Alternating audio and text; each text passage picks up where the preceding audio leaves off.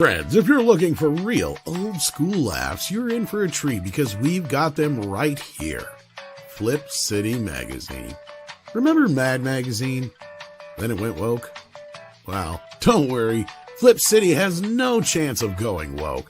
That's right. 4 times a year, you'll get an actual printed magazine full of jokes, stories, comics, and more, all about today's pop culture, entertainment, and woke politics. Flip City takes terrible entertainment trends we love to hate with hilarious parodies of Lord of the Rings, Stranger Things, The Walking Dead, Star Trek, Hunters, and more. Trust me when I say there is nothing else like Flip City on the market. So subscribe today.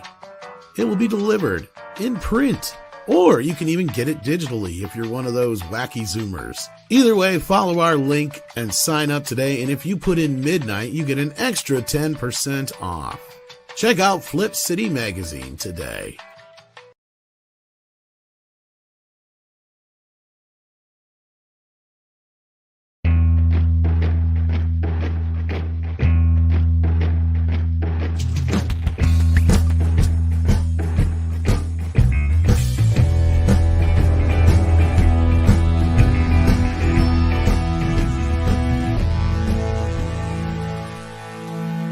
Good morning, everybody. Hopefully everybody's having a great day. My name is Tom Connors. Welcome to Midnight's Edge in the Morning. Hello, Andre. Greetings. Good morning, Tom, and good morning, everyone else. Indeed. We also have Six with us today. Hi, everybody. I am having a wonderful morning because just last night I placed a very large order with my dealer. What? Girl Scout cookies. Oh, okay. Next month. Nice. Well, yeah. Oh, good for you. And how was it? That sounds nice. We were all getting excited there for a moment. Yeah, I'm excited. I get excited Awesome. by cookies. It's a once a year thing. We're all getting excited there for a moment. Oh, Andre's getting excited. Also joining us, we have Culture Casino. Hey, good morning, everybody. Thanks for being here. I'm very excited. We have great things to talk about. I feel like everybody wants to hear about the board. I'm already bored thinking about the board. We already have a board. I know. Also, we have Script Doctor here. Good morning, everybody. Happy to be here this hump day. Ooh. I call it false advertising. Wow. Clearly, you're not getting humped. Mm-hmm. Wow. Okay. Here we are this morning. Happy Wednesday. We also have Paul Chato with us. How you doing? Hello. Yes, your happy day does not start until our show starts. I just want to say that. Oh, happy day. Oh, that's good. I can't sing. Yes, I know. Are you a good singer? No. Culture? No? Yes, he is. No. Yes. Yes. I've done karaoke with Culture. He's very talented. Put another gay diverse woman in it. Make it more fucking lame. Okay. Does he do a good Donna Summer? No, that's Mikey. I will survive. Mikey's the Donna As long Summer as I fan. know how to love. Yeah. I know I can survive. I want to hear Andre do Donna Summer. Yeah, well, in your dreams. Or nightmares. You guys are both wrong. That's Gloria Gaynor anyway. Oh, Jeez. I'm sorry. Either way, yeah. Like you can dream of me singing that, and if I do, I assure you that dream will very quickly become a That's nightmare. Corey Hart. Yeah. There are many things I can do in this world. Singing is not among them. So yeah. Andre, how many subs for you to sing on a live stream? Wow. Yeah. 1 million. Well, you're on your way. Well, it's very cold here in Toronto. We got about -12, but where my daughter is, it's -33. Oh wow! Without the wind chill. That's Nice. zero. Sorry, Fahrenheit. that's centigrade. Yeah, that's what I was about to say. That I guess we're talking centigrade here. Yes, so we if are. it's in Europe, then That's Well, it's the balmy. warmest it's been here all week. It's 11 Celsius. It sounds like she's back in Norway, where I normally would be this time of year. That's I've seen Calgary. like pictures and stuff. I was like, oh, okay. I was like thinking that if I was in Norway right now, I'd be doing like some Twitter exclusive videos about like life of in Norway with like shoveling snow and stuff like that. John Cleese did one. Shoveling Yeah. snow? No, just life in Norway. Yeah, I know. It's amazing. It's a very funny video. It's amazing. This is like the old one, right? Where people are chasing him away on skis and stuff, and he's rowing away from Norway, telling us we're all a bunch of savages. Yeah, that's glorious. Yeah. Part of the challenges of Calgary is that they don't, I would say, mow the road. They don't plow the road because Calgary gets very cold, and then they get this Chinook wind, which is a shockingly warm wind, and then just melts everything. Mm-hmm. So they just don't bother shoveling. And what's fantastic, because this happens in Norway too, only after all the snow has melted Yes. and become like water. Correct. It instantly becomes cold again, and then you no longer have snow covering. No, you have ice. Now you have ice instead, which is and lump Sounds like Wisconsin. Put it this way. Sounds like Wisconsin. But what is Monty Python's obsession with Norwegians? Can somebody explain this? That's interesting. Because I've got this. Yeah? It's called Monty Python, the complete collection, the Norwegian Blu-rays. Like for no good reason, it's just called the Norwegian Blu-rays. When did their obsession with Norway start? I don't know. They always have stuff where they bring it up. It was in the movie with the knights. Holy Grail. Holy Grail, because the what credits, year did that come out? Someone will have to look that up. But the Holy Grail 73, had 74, something like that. Before or Norwegian after, named people in the credits. Right. With Okay. O's, with like strikes through the O's and umlauts everywhere. Yeah. Right. Because I know one thing about Monty Python in Norway. Actually the first one. Monty Python has been supremely popular in Norway always, because the Norwegian and the British humor are very similar. Like, for instance, our most popular like imported comedies are not the Americans but the British ones. Your Blackadder, your Allo Allo, your that hotel series with John Cleese, like Fawlty Towers. Right. These are like the massive comedy hits in Norway, because the Norwegian sense of comedy and the British sense of comedy are very similar. And I assure you that if the Norwegian comedies and brands of comedy had been dubbed and exported to England, the Brits would love that too, because they're just so overlapping and so similar. So Monty Python was also always massively popular, and many of the Norwegian comedians are also hugely influenced by Monty Python.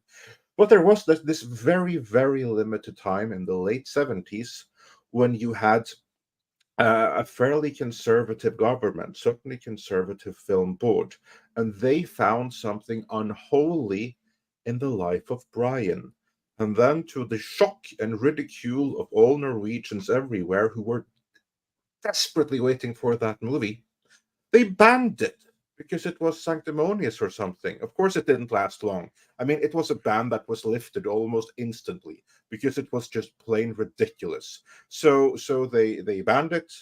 The ban was lifted because the public outcry was massive. There was no way to support it. But just the fact that for a little moment there, the life of Brian was banned in Norway. Of course, that made Norway a punchline in all of our neighboring. They actually use that in the ads, Andre. I know, and that was like a huge thing. And I don't know if like their constant references to Norway started before then, or if it really picked up speed afterwards. Because I even noticed, like, for instance, when I read, one of the guys wrote Starship Titanic.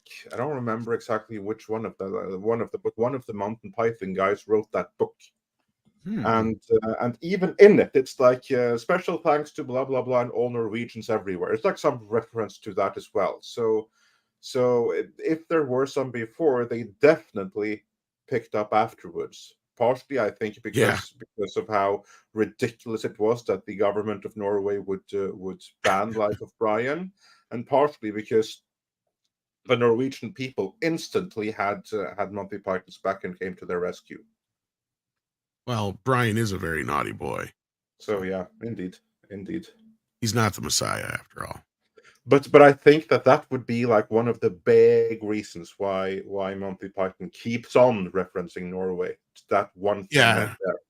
I don't know. I don't understand it, but I thought it was funny. So. Yeah, I think it's funny too. And also, as Chato mentioned here, John Cleese, he even came to Norway to do Lots of made me think about it, yeah.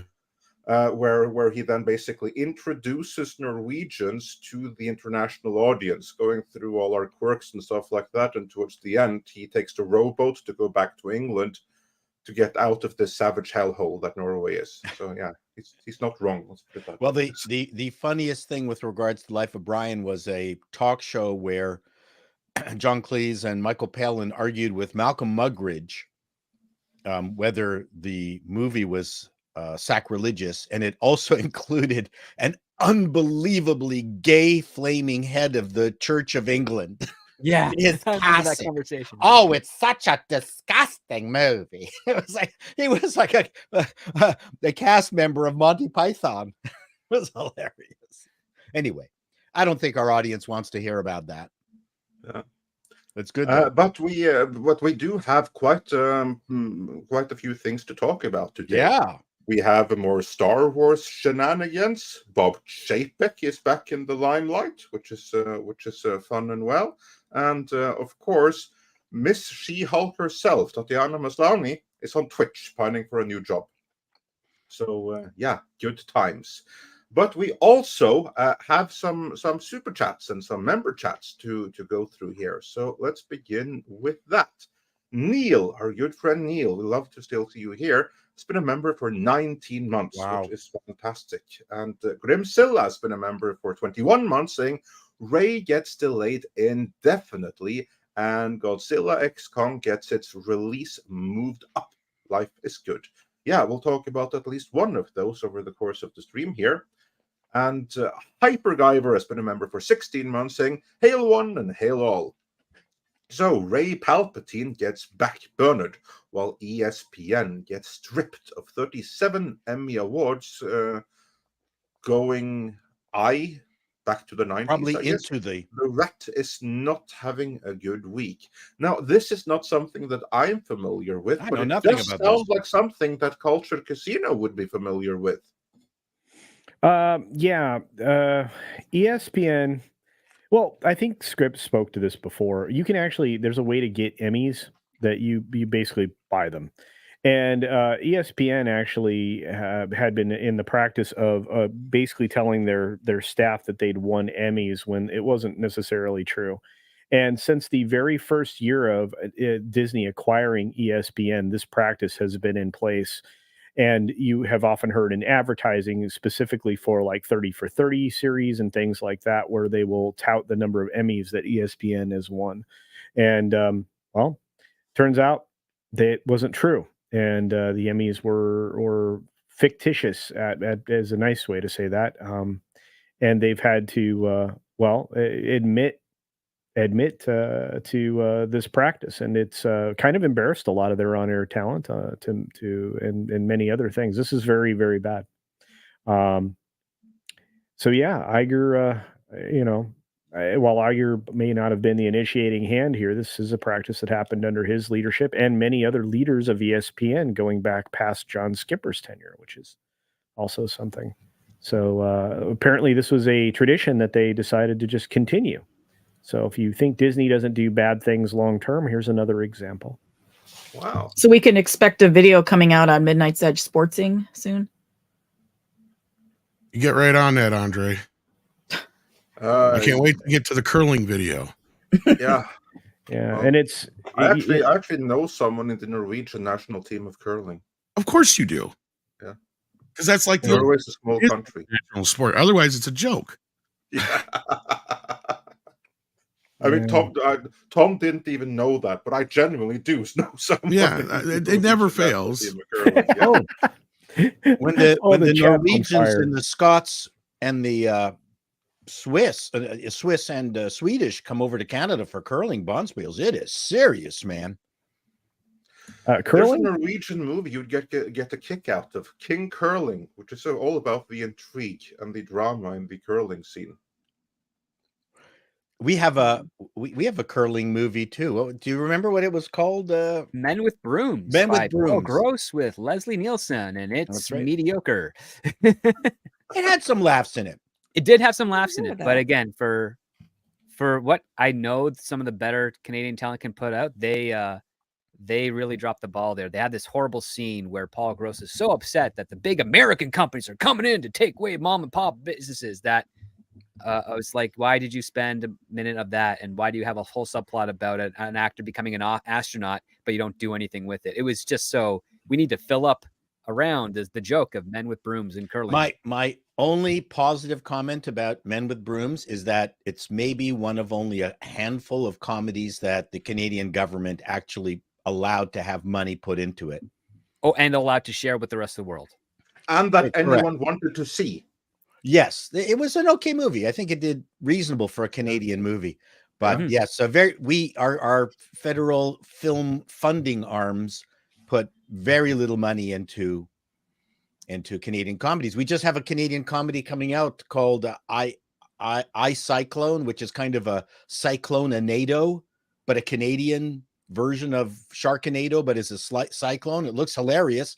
And I asked a friend who was in it, I said, how the hell did that get telefilm money? He said it didn't because it's going to be popular. Yeah, that's kind of like what I thought. I mean, the Canadian film industry today is kind of like what the Norwegian film Of industry course. was 20 years ago. So yeah, but hey, that's what you get in the People's Republic of Canada. That's So, correct. Dos Vidania. Indeed. But moving on, Mihan has been a member for 11 months. Glad to see you here, making a movie poster based on the Cimmerian lion. That would be Conan. Been away due to health issues. Well, so glad to see you back again, and hope you are doing better, whatever the issue was, and if not, wishing you a speedy recovery. Hope all had a good first 17 days of 2024. Shit running out of tech. That's brilliant. That is fantastic. Me on bringing the Swedish humor, which is also awesome. SDR Red Wolf has been a member sends a $5 super chat. Sends a $5 super chat and says, I saw a Hollywood Reporter article on Disney's rejection of Nelson Peltz's board recommendations. Might as well sweep the board clean via a proxy fight. And we weren't going to spend much time covering that because to me that fell into the water is still wet category. But yes, this is true. Disney has now formally rejected Nelson Peltz's bid for 2 share seats. And Cultured, tell us, which 2 board members did Nelson Peltz suggest? And Himself, how of course. in any way qualified to be on Disney's board? Well, of course, he suggested himself, which I have to tell you, or a reasonable proxy, which probably would have been his son.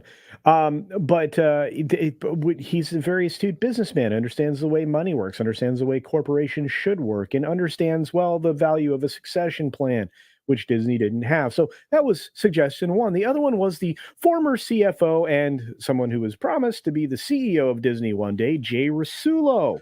And Jay Rasulo is not only just a little bit qualified, he's immensely qualified for the position, so much so that, again, he was being brought up to become basically Iger. So the fact that Bob Iger doesn't want somebody who was basically going to be set to replace him in the past to take over a board seat, which would, basically make, Jay Rasulo a little bit responsible for what Iger's doing, is quite telling. So those were the 2 people that were suggested for the slate, which were better than the slate that was recommended by the Blackwell's group, which is Watanabe's group of weirdness. And so in fact, Disney said no to both of those suggestions from both of those proxy participation folks, and is just darn set on their own particular group of of names who they say are immensely qualified on a constantly refreshed board. And there is a great video on this that Jonas and I recorded this morning on that Park Place. So when you're finished here, go check out that video. Yeah, indeed. Head on over to that Park Place. There are some great videos there, and also some great live streams every Thursday, same time as us. So, so you should also make that part of your regular viewing habits the days you're not watching Midnight's Edge in the morning.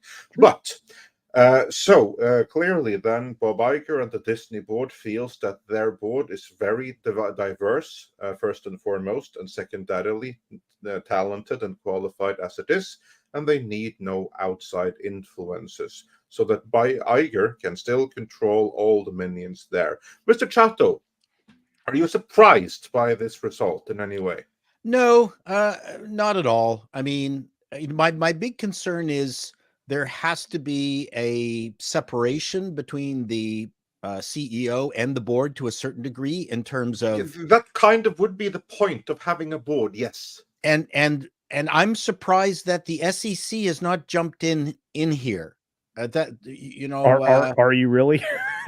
No, well, I mean, yes and no. I mean, in the sense that this shows the abuse of the board's the idea of having a board, right? And there's actually legal ramifications for how a board needs to work and what the relationship with the CEO is. This looks like a giant playpen to me. I don't get it. This is unbelievably immature. And again, we have been talking about this for years. How come Disney is not interested in the business of making money? You make money by having a good board. You know, you have qualified people who are interested in all the aspects of what Disney's into, even though, you know, Disney's, you know, the ESG side of being good to the customer, good to the employees, all of those things, you know, can be good things if you treat your employees well. I just say there is no ESG requirement whatsoever to be good to the customer. That's true. In fact, it's actually often exactly the opposite effect. ESG has anyway. I don't want to get into that, but there is some convention in terms of like not ripping off the customer. I mean, there's stuff in there. Yeah, this is a convention. Like it's kind of like tradition, but it's not strictly put down in writing. Yeah, but in the end, you know, the board. I mean, if I don't even know how diverse is the board. Oh, it's very diverse. I mean, it's a more than half women. And there's a very good non-white representation. There's very heavy pharmaceutical representation. Oh yeah, like look, if we end this DEI thing, where are we going to find air traffic controllers? That's right. Oh my gosh. Or pilots. Oh, exactly please, right. Oh boy, yeah. Does anyone on the board have a metal leg? That's just what I want to know. So, again, just finishing things off, I'm just really surprised that they're treating the board in such a possessive way and not trying to do the best they can for the company. Yeah, but that speaks volumes to the fact that they treated the Reedy Creek sham as their possessively as well. So Yep. It's just silly. They're not interested in having a functional board that makes money for the company. Yeah. Script, do you and Six? I want to hear your thoughts on this as well. Do you think that that this board is confident that they can make money for the company, considering that they own $15 million worth of shares between them? I think they're very confident they can make money. Whether or not they're very competent to do that is a different manner. Ooh, good point. Because again, there's nothing. It's going to be very, very difficult to take a look at all the emails, texts, conversations that everyone at Disney has had and been able to say, yes, these people intentionally wanted to lose the money for this company. I don't think you'll ever find evidence to support that. I think they're all just delusional, thinking that the stuff that they're doing was going to make money. That's a different argument. That's something that's a lot easier to prove and to believe. So yes, I think they're overconfident, thinking that they can fix Disney and address the things that probably don't need fixing and embolden the things that do. And I think it's going to be very entertaining to watch for us, but very tragic for the investors and for some of the people that actually care about Disney as a company. True. And they actually had the stock reflected a lot of concern with Disney's response this morning. They had a double shoulder event and drove themselves down into the $91 range from, I think, up as high as 93 and change at the opening bell. So it was not great. Well, that suggests that Iger's friends are probably done buying up Disney shares then. Because that is what inflated the Disney share price the last few weeks. Yeah. True. Yeah. All right. Okay, that's interesting. Six, any thoughts on this? I think that they're assuming that their message, even though there's a lot of pushback from people like us and a lot of parents out there, they're probably assuming that their message is going to spread like warm pee in a bed. But eventually, they're going to wake up and realize that it's not as much of a moneymaker as they're hoping that it's going to be. Eventually, they're going to have to look at the books and realize that this is not working. That's a really bad idea if it's really cold outside. I mean, so that might warm you up temporarily, but that's temporarily. Really cold. Exactly. If you've ever seen Dumb and Dumber, you see what happens. Warm pee in a bed. That's going to stick with me for a while. And I go back to the fact, and I don't know whether any of the board members covered this, but what a brutally flaccid 100-year anniversary that was last year. I don't think that's flaccid is the right word for it. I think like more flaccid and micro, but yeah. Oh boy. Unbelievable. Just ignoring all the history of Disney and trying to use that history as a way to re-energize the goodwill in the company. And they did nothing. Zero. Well, like I said, Paul, they should have had remastered versions of at least 2 of their classic animated films out every month. There's no reason they couldn't have remastered a bunch of their live action films as well from the 60s and 70s. I mean, there's a lot of people who want the Black Hole in 4K. Yeah, me, for instance. Me. There's and along with that, you interview every living a star of each of those movies and ask them about what their memories were working on it. I mean, there's just 20,000 so many leagues things beneath the sea in 4K. Boom. Tron, for fuck's sake, in 4K. Yeah. Hell yeah. To say nothing of all of the Disney shorts that certainly could be released in 1080p. Tom. Anyways, I know. Is this the board that dropped the ball on this, not pushing Iger to get this thing done?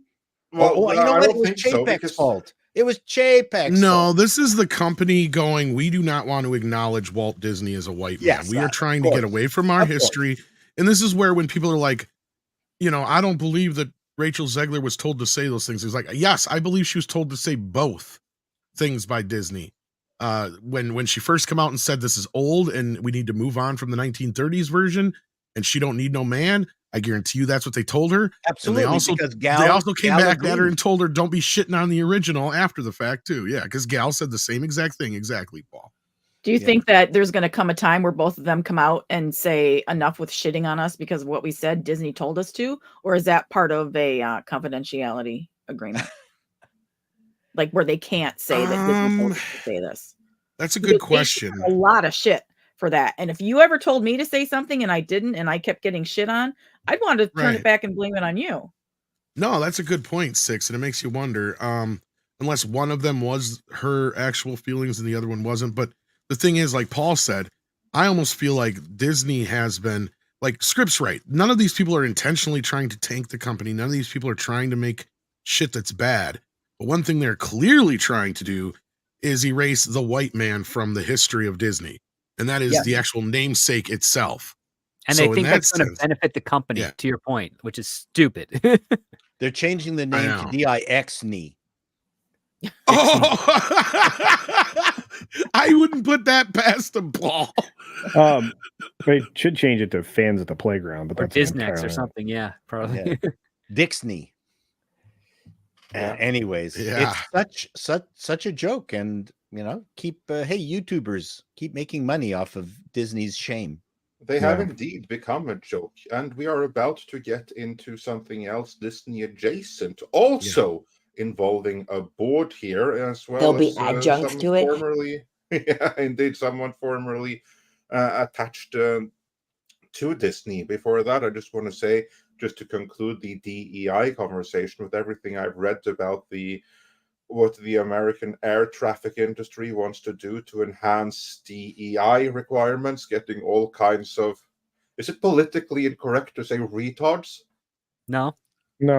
Okay, getting all Depends kinds on the context, but I don't give a shit. I mean, it I'll allow might be offensive to actual people that are mentally challenged, but Okay, Yeah, fine. because they'll be Looking like, for- I would never look it up on Google. I would know it first.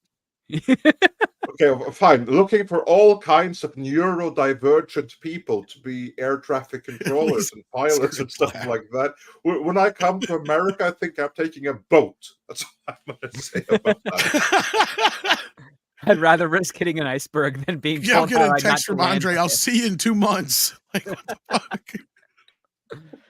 Well, I'm not even joking. I'm taking a freaking boat. I mean, I've never been afraid of flying, but if I was in America right now, I'd quickly develop a fear of flying out of pure self-preservation. I did a video on Appalling News. The Canadian College of Surgeons issued a survey and an edict in the previous year that they're going to prioritize diversity over surgical skills. Aren't you doing that already? The survey, they had a survey and they got 7,000 results. They haven't told us what the results are, but they are now busy burying those 7,000 responses. I bet. I bet. Speaking of burying things, you guys are also leading the world in how to off yourself containers. So that's pretty cool. Well, and also I got an R-Wood pass, so thank you, Ninja Master. Love to see you here. So, yeah. You know, as long as the offing happens, to those people carrying that specific flag from that Middle East, I'm fine. There you go. I'm showing my colors. I'm sorry. What colors are those? Well, just pull your pants up. Well, yeah. Red and white, I should imagine. Yeah. Little maple blue and white. Big Raj sent us a thumbs up, though. Hit that thumbs up if you haven't already. Thank you, Big Raj, for the Canadian $1.99. And we got a £1.99 from Dr. Long Dongler, who says, pound that thumbs up. Please do. Please do. SGI Red Wolf wants to know if I'm okay. Thank you for the $2. My voice is not 100%. No, I'm just feeling this week has been just kicking the crap out of me. It's one thing or another. I don't know. I think I caught a little bug, but hopefully I get over it quickly. Well, let it go. Yeah, Tom, don't worry. You can relax editing the video. I'll be recording the moment we're done here. So yeah, that'll be awesome. This is my life, kids. These are your friends. Yeah. Every time Andre does that to me, it reminds me of the joke. I don't know. I'm probably the only one on the panel who's seen the Clerks animated series.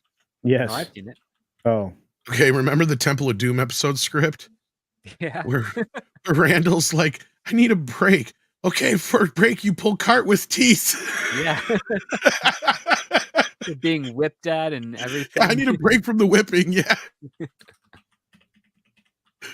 The thuggy. Indeed. Anyway, thank you for that, STR Red Wolf. Hopefully I'll be better after I'm done editing that video, because evidently that's the cure. According to yeah, it is. There is no illness that a good days of work can't fix. Yeah, are you sure you're not Chinese? Anyway, Jay. No, I'm Norwegian. When it comes to work mentality, same thing. Jay gifted 5 Midnight's Edge memberships. Thank you for that, Jay. In fact, we should be having a member stream here very soon. We should. Yeah, it doesn't feel like it was so long since the last one, but it was a really long time before the previous one. So yeah, I think we're overdue anyway. Yeah. And then we've got Jeremiah Hembry, who says the Holy Grail was 1975. Yeah, I knew it was like 74, 75, somewhere in there. Didn't they also have, like, there was that skit they had as well? Or was that something to do with there was cheese? Like a skit about like a Norwegian parrot or something, wasn't there? Yeah, or maybe it was like Norwegian cheese. Norwegian blue.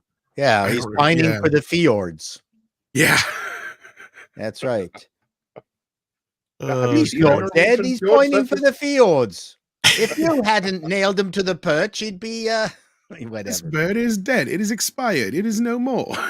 when we saw them in Toronto in '72, Cleese walked on to the stage in the raincoat, and the cage with the bird, stuffed bird, walked right across the stage, and then they never did the bit. The audience was going absolutely stark raving nuts. All right, the parrot sketch. He just walked across the stage with the parrot. Everyone. How do you follow that up? They never did it. Bastards. And then we've got AF Watcher who says, so Marvel lately, how will it change from here on? Whoa. They are, I don't even know if they know what's going on anymore. No. Like, I think Kevin Feige's like looking at himself in the mirror going, what is going to happen? What are you going to do? He's like, I don't know. No, it's just directionless. The only thing that seems to be getting any momentum underneath it right now, from what we can see, is probably Fantastic Four. And is that Pedro going to be? Yes, and that's where I think he's busy, because some people are like, because there was some other thing he had to drop out of. I can't remember what, but it's because it was a schedule conflict.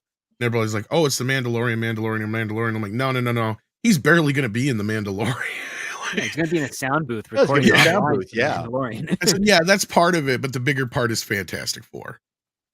So yeah, Pedro. I mean, he's a good actor, and I think he'll do a great job. I think Reed Richards is maybe the worst of the four from a comic book perspective. I've never enjoyed, what he was doing in the comic books. So I'm not so bugged about it. I'm less bugged about that than what they did to She-Hulk, where there's actually good material in the comics that they never used. So, well, funnily enough, we'll talk a little bit about that in a little bit here too. But yeah, I don't know. We'll have to wait and see what Marvel comes up with in the next few months. I mean, the Reed Richards they got for the very first El Cheapo, not the Roger Corman one, but the one that was shot in Vancouver. The Tim Story one. I wasn't impressed with him. Yeah, he was an actor. They were clearly. Oh, sorry. Go ahead. Script. Was his name like Ian Goff or something like that? Yeah, he's a Brit, I believe. Yeah, and they didn't enjoy his performance at all. I think the problem was they were trying to do a little bit of the age gap, so they got somebody who could play a little bit younger and older at the same time. And he just looked like he was 10 no matter what he was doing. Yeah, he was okay. I mean, that was a fun movie. I mean, as a cheap. Well, I think in the second one, Chris Evans is like bigger than him physically. I think that's the second one was terrible. I mean, they just it was outside of the Silver Surfer. Yeah, like that was the only good part. Is you got Doug Jones playing the Surfer with Morpheus doing the voice. Yeah, let's pretty much not do anything from the Galactica series, one of the greatest series of all time. Didn't they turn Galactus into a fucking fart cloud now too? Yeah, they did. Yeah. Totally. We didn't have the budget. That was Tom Rothman's fault, actually. Ridiculous. Yeah, that was Tom Rothman personally. This was before he learned some humility when he started at Sony. He just decided that ain't no way we're doing like a giant robot. People hate giant robots, so we're turning him into a cloud. That was a Rothman mandate. Wow. Here's a sad part of the state of Marvel right now. The best thing they could do, because they're in a place where you could go just about anywhere, right? Like they have nothing really lingering that's been set up outside of a half human sticking or a half a body sticking out of the earth, let's say, which I've never acknowledged since the Eternals. Like you kind of screwed Kang over. He's kind of in a place where you could just move on. I would bring in as many directors who want to make a Marvel project and kind of let them do whatever the hell they want. I don't think anyone wants to work for Disney. No, they don't. You're not going to get anyone. No, but you can try. You got a few people in your stable still. You could bring back like Kenneth Branagh. You can bring back Jon Favreau into the mix. Well, I'm sure he's doing something apparently. Yeah, he is busy with Mando, but I'm saying you could probably sweet talk him back into doing something, because he's at least friendly with Disney. I mean, maybe they should kick over the rock that Joe Johnston's hiding underneath. That might help.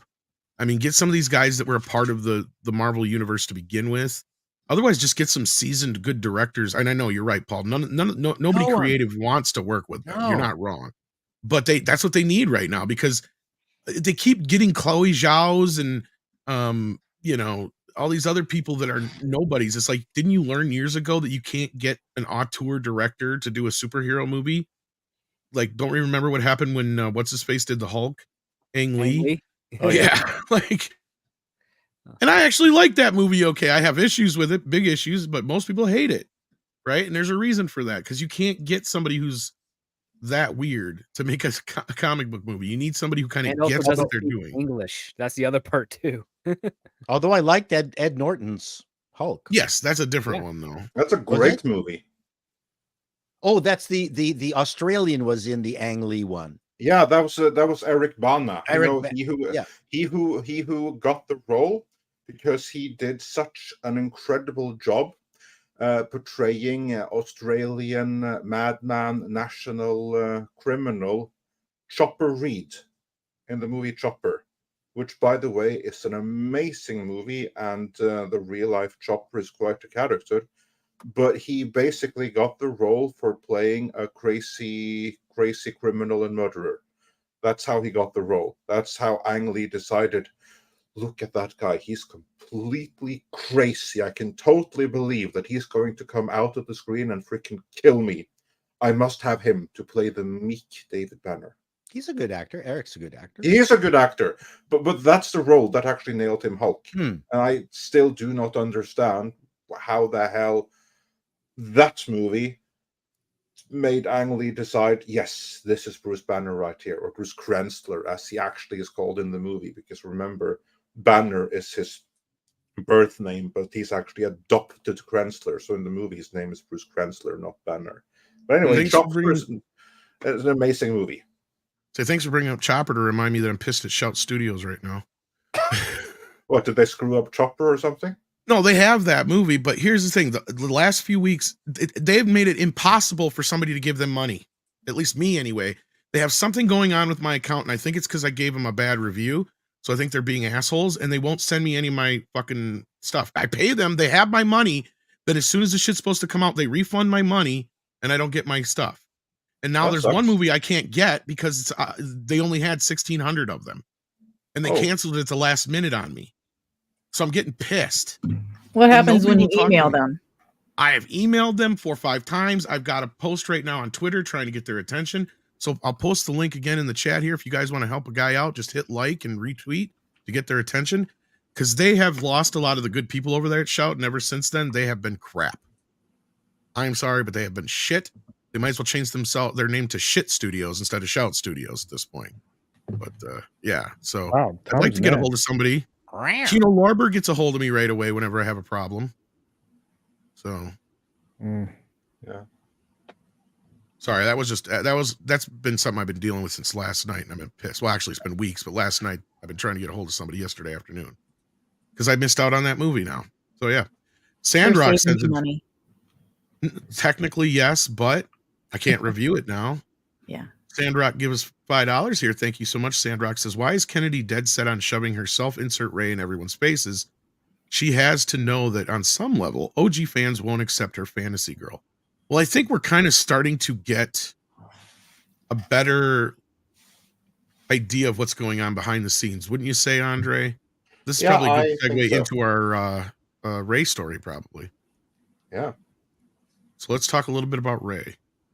So the news, the last 2 days has been flying around that the Rey movie has been delayed, canceled, or it's not canceled, depending on who you ask. Right, Andre? Indeed, we have gotten some. We've gotten scoops saying that the movie is on definite hold. We have other scoops denying those scoops. And then we have a new batch of scoops saying, "Oh, the first scoop was true anyway. Ignore the denial." So yeah, back and forth, back and forth, back and forth. So who wants to start with this? I nominate Cultured. Look, at this point, until the movies, any movies made by Lucasfilm that says Star Wars on it, I don't believe it's coming out. Because they announce a whole lot of crap, especially when they're trying to build up hype, and none of it comes to fruition. You know, look, whether or not Stephen Knight submitted pages, didn't submit pages is irrelevant. Until I hear that they're actually shooting this, I don't believe them.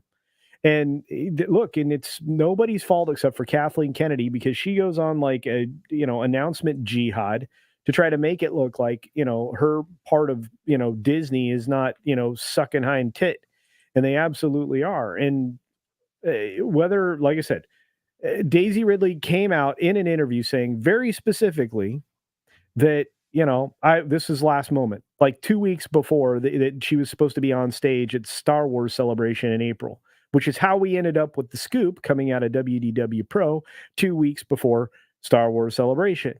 So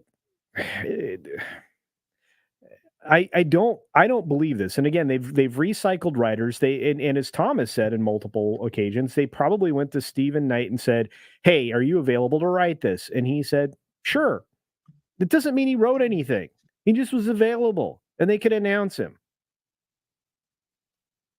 I don't know. Script, you probably had more insight there, but I don't believe this movie's coming until I actually see something that's real, tangible. I think that's fair. I mean, listen, Disney is more than welcome to announce till they're blue in the face all the projects they want to do.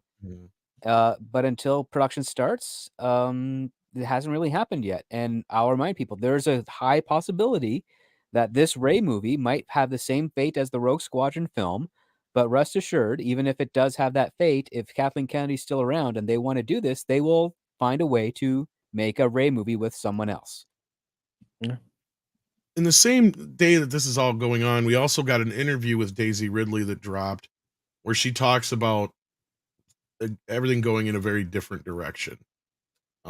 She goes, "Once I knew that the story was everything, I knew that it was something that I really wanted to do. I think it was really fantastic exploration of Star Wars world." She said, "It's a really cool way of taking the story in a bit of a different direction." Now, this interview, I don't know when it was actually conducted, but the story dropped on top of all this other stuff. So that to me feels like it was trying to run some kind of interference. And then you had IO9 come out and try to run some interference for the story. So to me, it's all feeling quite odd that you're getting multiple outlets. I think it was where the story was coming from by the time we get to late afternoon yesterday. And I don't know if they're all using the same source or not, but yeah, it seems to have originated from a podcast with, I forgot the individual's name, but I sent you the story, Andre. Yeah. It may have even been this one we have on screen here, to be honest with you. That was the most recent you sent me. Yeah. Yeah, I think this might be it. The news broke. Yeah, Jason Ward at Making Star Wars is the one who's pretty reliable. Stephen Knight He's initially very reliable, yeah. to pen the script for Sharmeen Obaid-Chinoy's New Order film starring Daisy Ridley as Rey has yet to complete work, Ward said. "Today I was told that Knight hasn't got to get to it. The scheduling the stars did not align. Stephen Knight was simply the person that if they picked up who they would get in the moment, and then it never lined up." So it kind of goes along with what Culture was saying before, it sounds like. So this was actually a different point than the other one, because the other one came from this source that I'd never really heard of before outside of when it was pointed out to me was it by the Bestman Bulletin? Yeah, it was the where is it at here? I even shared it with Andre here. Or the World of Real. The World of Real was the first place I saw it. And they just claimed to have a source. They didn't say where they got it, or anything like that. And then I don't know if WD Pro or any of those guys did a version of it too, and where they had pulled the information from. But I know this was starting to come from different angles. So that's what's got me kind of wondering what's going on here. Because this is actually one of the earlier versions of it, because this was from the day before. So this is from the 15th, as you see here. And this is one of the earliest versions of the story I can find. So yeah, Andre, what's your observation of all this mess? Because I've been sending it to you, and we've been kind of going through it the last few days here. Well, my observation is that this movie is in trouble, and it was announced way too prematurely, as is the way with most Lucasfilm projects. First of all, it should never fundamentally have been made. But the big takeaway here is the issues with the writer, and that tells me, and I do believe the original scoop here, because basically what they said is that the studio keeps giving new notes to the writer, and the writer doesn't want to do them, so you have creative differences, which tells me that the story group, the Lucasfilm story group, they have some ideas of what they want to do here, and those ideas suck so bad that the proper storyteller and filmmaker doesn't want anything to do with it. Now, have you talked about the writer while I was gone? Because it's the guy from Peaky Blinders. Not so well. We mentioned it, but we haven't taken any kind of deep dive into it. And he's a good writer. Yeah. That's what I mean. He is a good writer. He is indeed a good writer. And that's probably why he's not too interested in doing this, because he realizes that there's no way to do this good with the notes that he keeps on getting from Lucasfilm, which tells me what should be obvious to everyone, that if indeed Lucasfilm proceeds with making this movie, it is going to be a disaster, because a talented writer doesn't want his name associated with the final result here, which is to walk away. At least that is how I would interpret it. I was now, shocked. Explain why Damon Lindelof has no problem with his name being attached to it. Well, probably because he was hoping to get the gig and he didn't. Maybe he's too problematic. The Peaky Blinders writer is a much better writer than Lindelof. Yeah, yes. Indeed. But I was surprised that they got somebody of that quality on board. Oh, I'm not. I mean, that's a nice, whether you end up doing it or not, that's a nice paycheck. I mean, to consider it this way, right? There aren't that many Hollywood jobs coming right now. Like movies have been cut in half, and TV productions even less so. Yeah. That means that even top writers can't pick and choose the way that they could before. If you get the Star Wars offer your way, then just say yes, because that means that's not the high-paying client. Andre, that's not the angle I was coming at. I was coming at the fact that why did Disney actually ask a quality person to work with them? That was my angle. Yeah, probably because this quality person is a little bit in the bad robot camp. Oh, is he? Yeah, isn't he? I think he is. He's in that clique, isn't he? Well, I don't know. But all I know is Peaky Blinders is a very good series. It's a British series, and it features the guy from Oppenheimer. So he's got a bit of a nice sheen on him right now. And that also means that he's hot right now. Right. That's good enough for Kathleen Kennedy. You don't need to look much further than that. But either way, whether he intends to do it or not, I mean, just being attached to it, just handing in a draft is going to be a very good paying gig. And so with Hollywood, good for him. Film industry being what it is, you take the gigs that you get. I mean, script, am I wrong here? I think he's a good writer. I'm curious as to how Disney brought him in, because I'm not familiar with any of them doing co-production. So he probably had a friend inside Disney that arranged for him to get the initial pitch.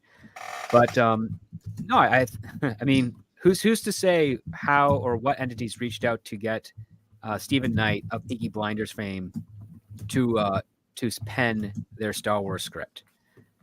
But the fact of the matter is that if he is having difficulty reconciling the notes of the story group into a cohesive and coherent story, it's troubling, because either the notes are obscenely terrible, or he never really wanted the job in the first place, and he's just trying to come up with an excuse to politely reject them without it hurting his career. That shouldn't be difficult, given the state of Disney and Lucasfilm right now. I mean, I wouldn't most in Hollywood be understanding if you don't want to be too closely associated with Lucasfilm now, given their recent track record, both on the big and small screen. Man, that is so depressing when you say it that way. It's true, though, isn't it? Yeah, it's like, oh man, what happened to Star Wars? What happened to Indiana Jones? It's been a decade. I think it's time to accept it. Yeah, I know.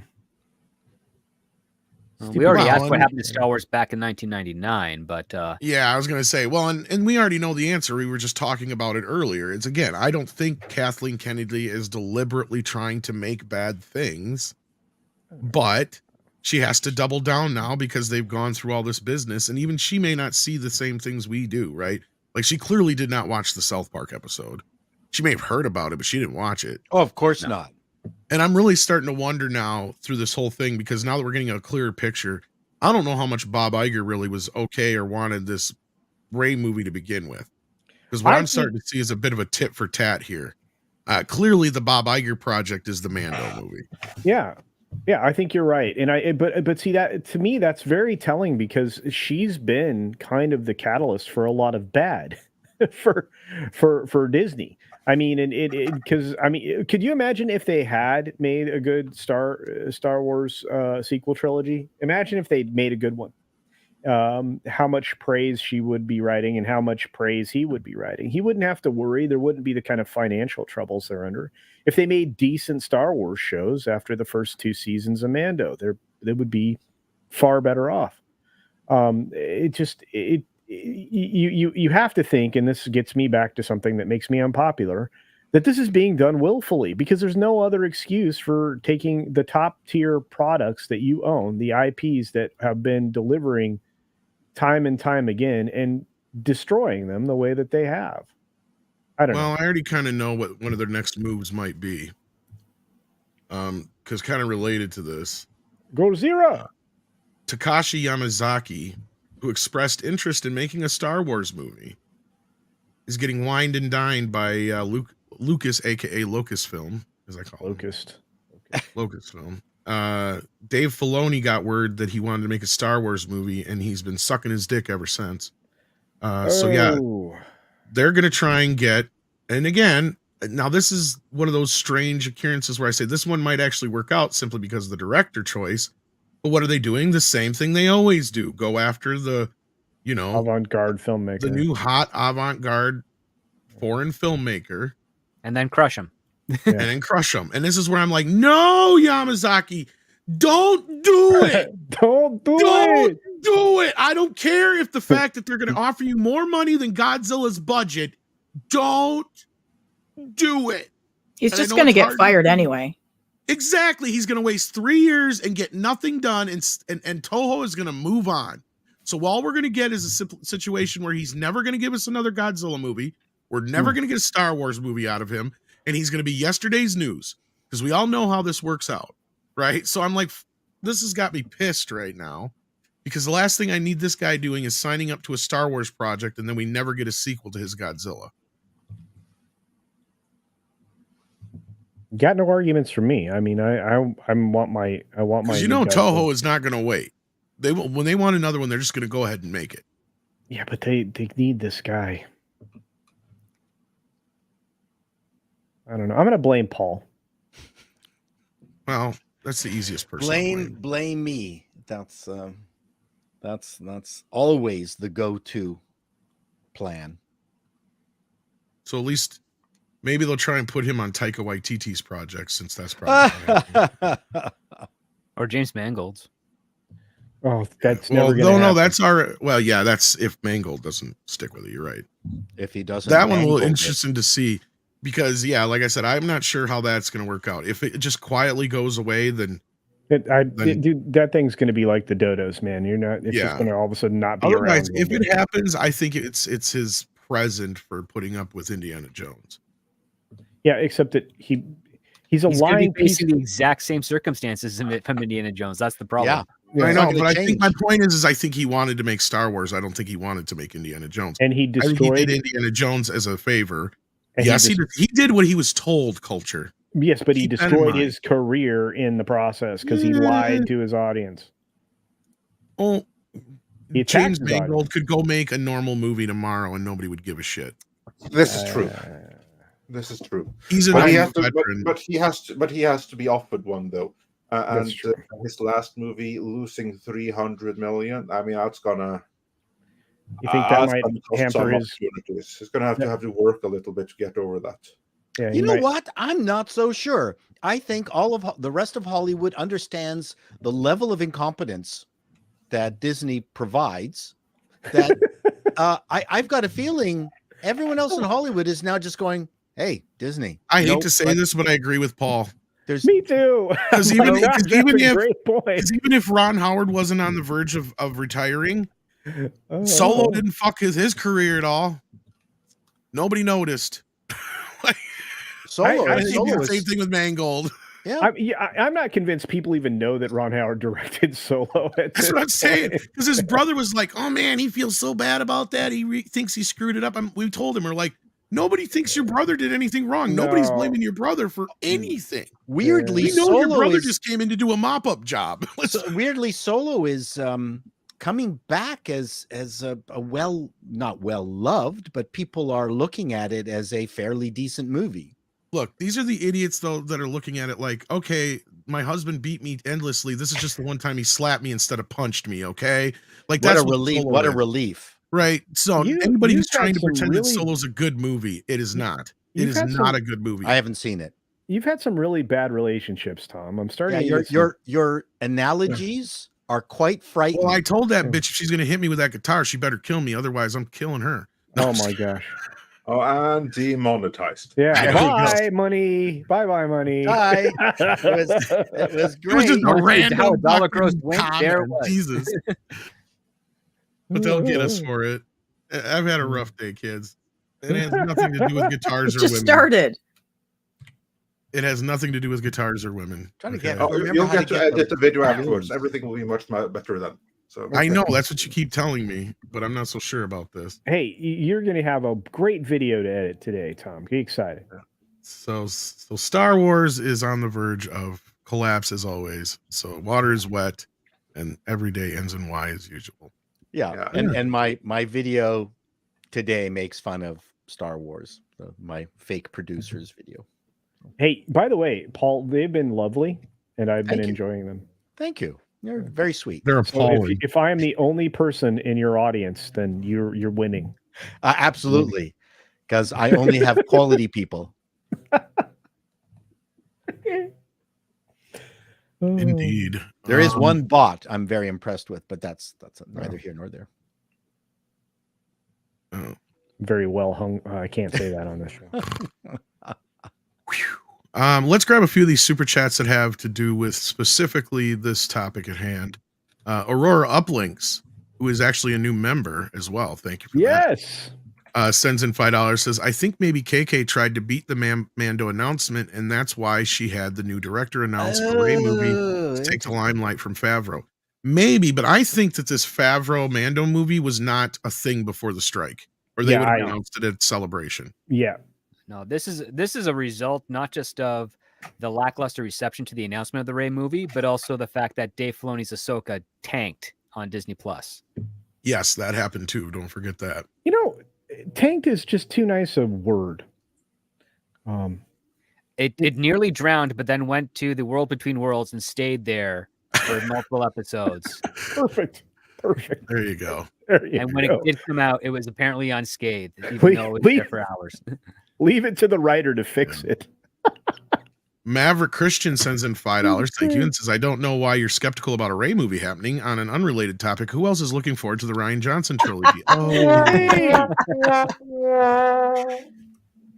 That's funny. Yes. Indeed. I'm was betting it's still going to happen. Oh, yeah, it'll happen. It'll Oh, yeah. happen at some point. Definitely. Sure. It'll Aurora be- Uplink sends in $5 again and says, majority of the Mando script is rough drafted. I heard already. Heard it was a standalone movie that acted as a love letter to the audience. Look, honestly, Aurora, I wouldn't be surprised if it's whatever little leftover stuff that Favreau had that had to do with Mando or the baby, if the baby had anything to do with anything going forward. But it's just stuff that he had left over that never got to be explored because of the Gina Carano being removed from the equation and everything kind of falling apart.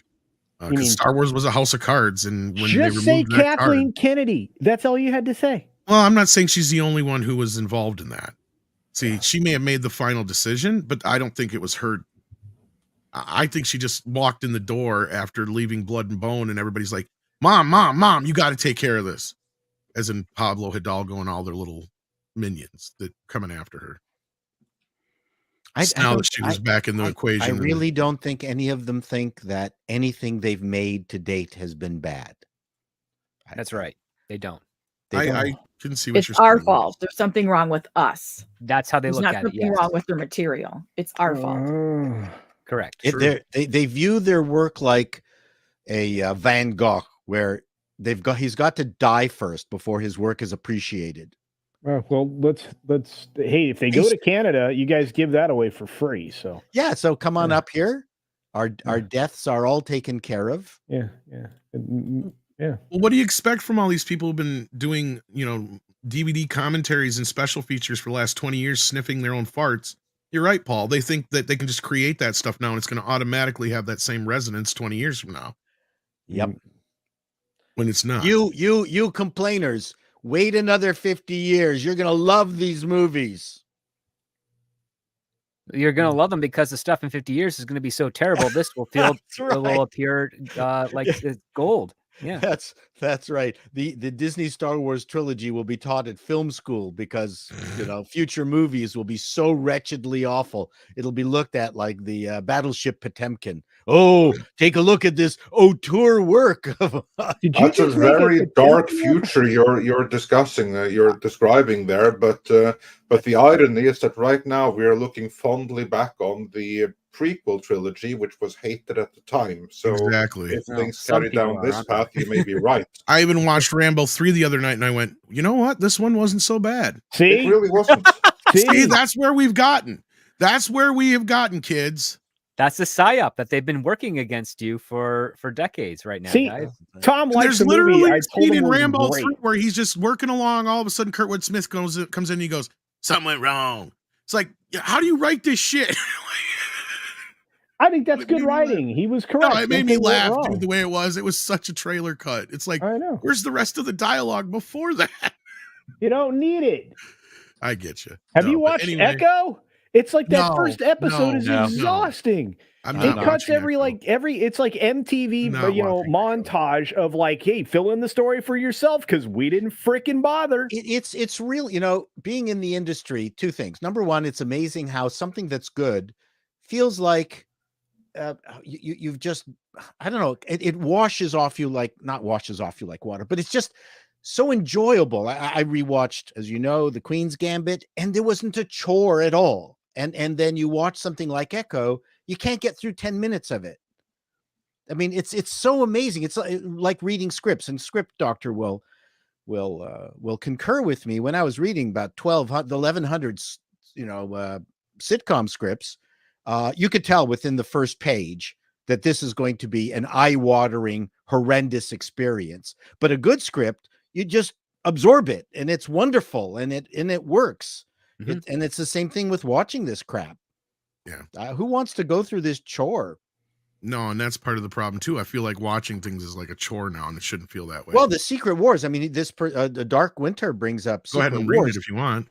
Sir, regarding Marvel, have them announce the Secret Wars movie series. They can use that to reset whatever they want.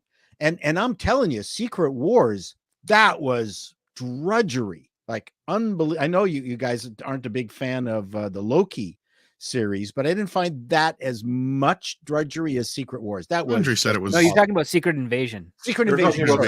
Yeah. Sorry. Secret Wars is the upcoming Avengers movie. Yeah. He's talking about Secret Wars, the comic book series, and that I see. Is the next Avengers movie.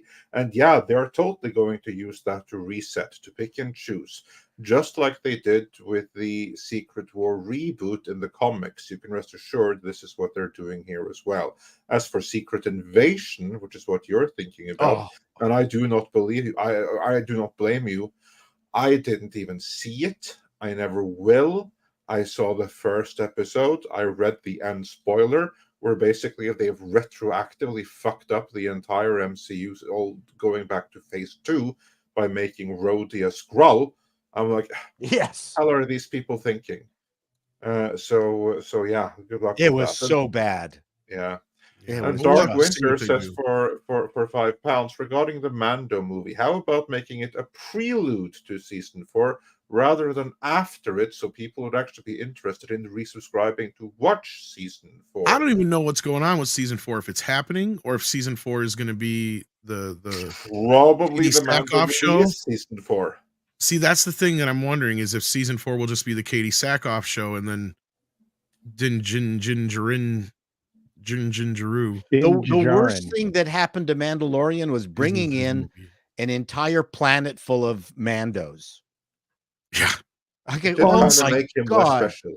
We had And I think it was fat Filoni- Mandos, tiny Mandos. But you guys are It was missing the just whole point terrible. of, but you're missing the whole point of neo-Marxism. Nobody is special. That's right. Well, Come wasn't it on. Filoni himself who said that the Mandalorian doesn't necessarily refer to just Din Jin Jiru? Yes, something like Chim, that. chimney, chim, chim. Well, we know. I mean, that's got to be kind of in the background.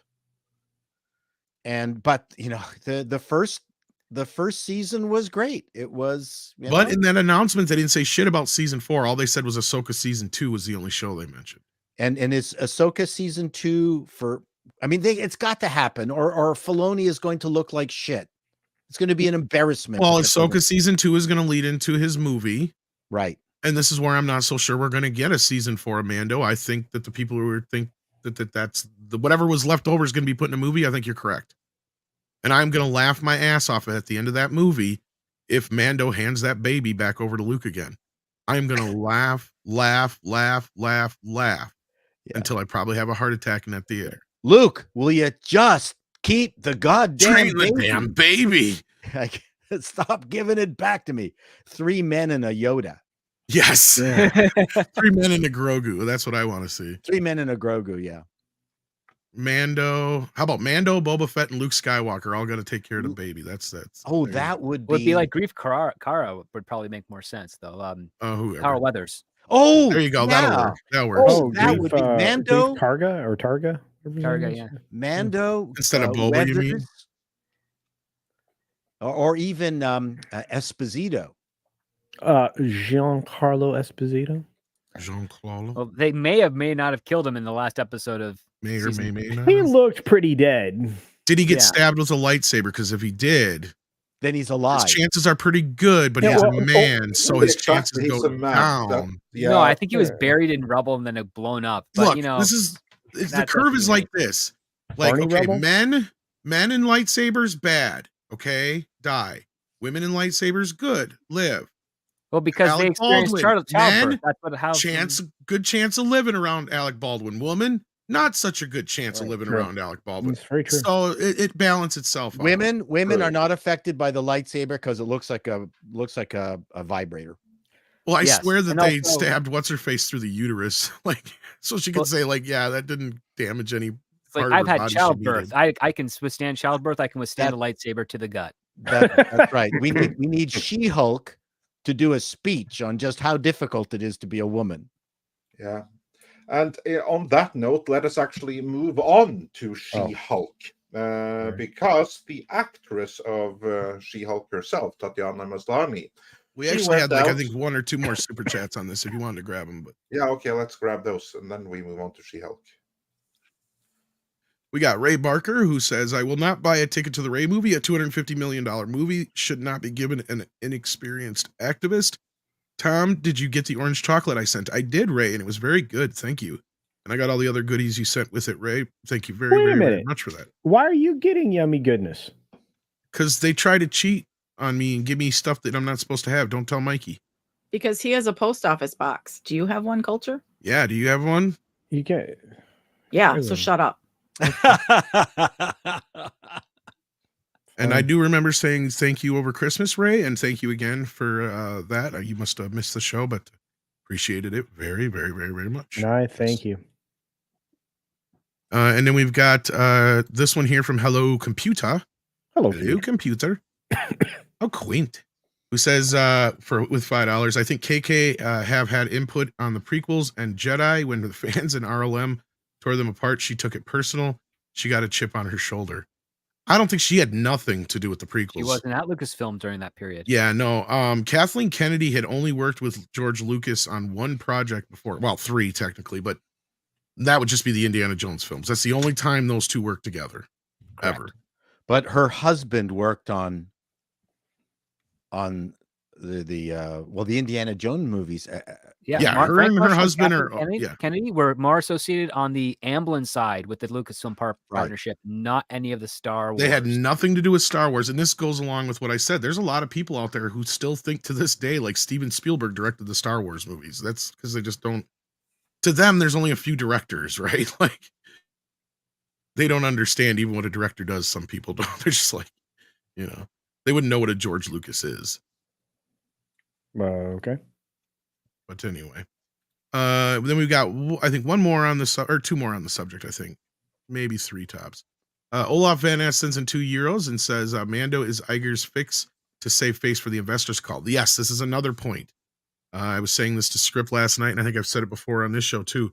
Let's see in this next call if all he talks about is the Mando movie and not much else, then that's clearly what his intentions were, and he was the one behind this announcement or getting this movie made. Let's say and this is his baby in quotations. So we'll see how much he talks about it. I think that's very astute. I agree 1,000%. And bet you he won't even mention the Rey movie. Rey! Okay, sorry. And then we've got Pilgrim Media again, who says, don't throw baby Grogu out with the bathwater. You'll get a very wet, critically injured baby Grogu. This is true. He can float. He can fly now. He can fly now. And then I think this is the last one on the Lucasfilm or Locust Film front. Fletcho McTaggy. That's a new one. Thank you for the Canadian $10. Says the prequels in Crystal Skull are much worse than we realized before Disney touched them. Prequels were so bad they made Return of the Jedi look good. It's just nostalgia goggles. Yes. Prequels are perfect. So is Return I know of the some people Jedi. still love the prequels. Who? Regardless. Always have. 6 for 1. Oh. Yeah. And there is a group of the OG fans who like them, I and enjoyed the prequels. there's also, I think, a generation of fans that grew up with those as their first Star Wars movies, so we have to acknowledge that. I'm not. That's true. But Just like in 10 years, we'll have to acknowledge the sequel fans. No, Hey, Yeah. And while we're at it, while we're at it, let's toss in some land acknowledgments and some other things like that. Oh shit! Reparations. Brought it Damn up. I don't know. Wasn't me. Mike, I didn't know you were listening. Sends in $4.99. Why is Tom Connors Jr. eating chocolates? He means that are not part of his new diet and working training plan. Ugh, lol. Yes, you are This right. is true. Mikey. Yeah, Mike's always listening. But since it was Christmas, I'll allow it this one time. So you get like a one-time Christmas pass. And then Hollywood Apocalypse sends in 14 South African rands and says, She-Hulk, smash unemployment line. Yes, that gets us into the She-Hulk news, which, look, I guess nobody is surprised that She-Hulk is not getting a season 2, right? Correct. I don't think that's a surprise to anybody. But Andre, you did a video on this yesterday. And I think the bigger surprise of this story coming out is where Tatiana was when she said it, right? I think that's indeed. Because she has mentioned before that she wasn't too optimistic about She-Hulk season 2, but this time she reiterated that while on a Twitch live stream, on a Twitch game show. Don't remember the name of the game show, but some stupid game show, where she kind of like implied that she was there fishing for leads because she was looking for jobs and she had no other prospects right now in this moment. And that is the kind of thing that I don't know why an actress would lie about. Because I don't see not just that, you do the gain opposite. from If it. you ask me, you lie and say you have work because then it makes you look employable. Exactly. Whereas if you actually go and say, hey, I'm really desperate here, then things are bad. Then they're really bad. Then whatever money you earned on that previous thing, you've blown already. And it makes you look desperate. Yeah. That's Well, if kind that's of the like case, what maybe I'm she'll thinking. come on this show to talk about her experiences on She-Hulk. Please.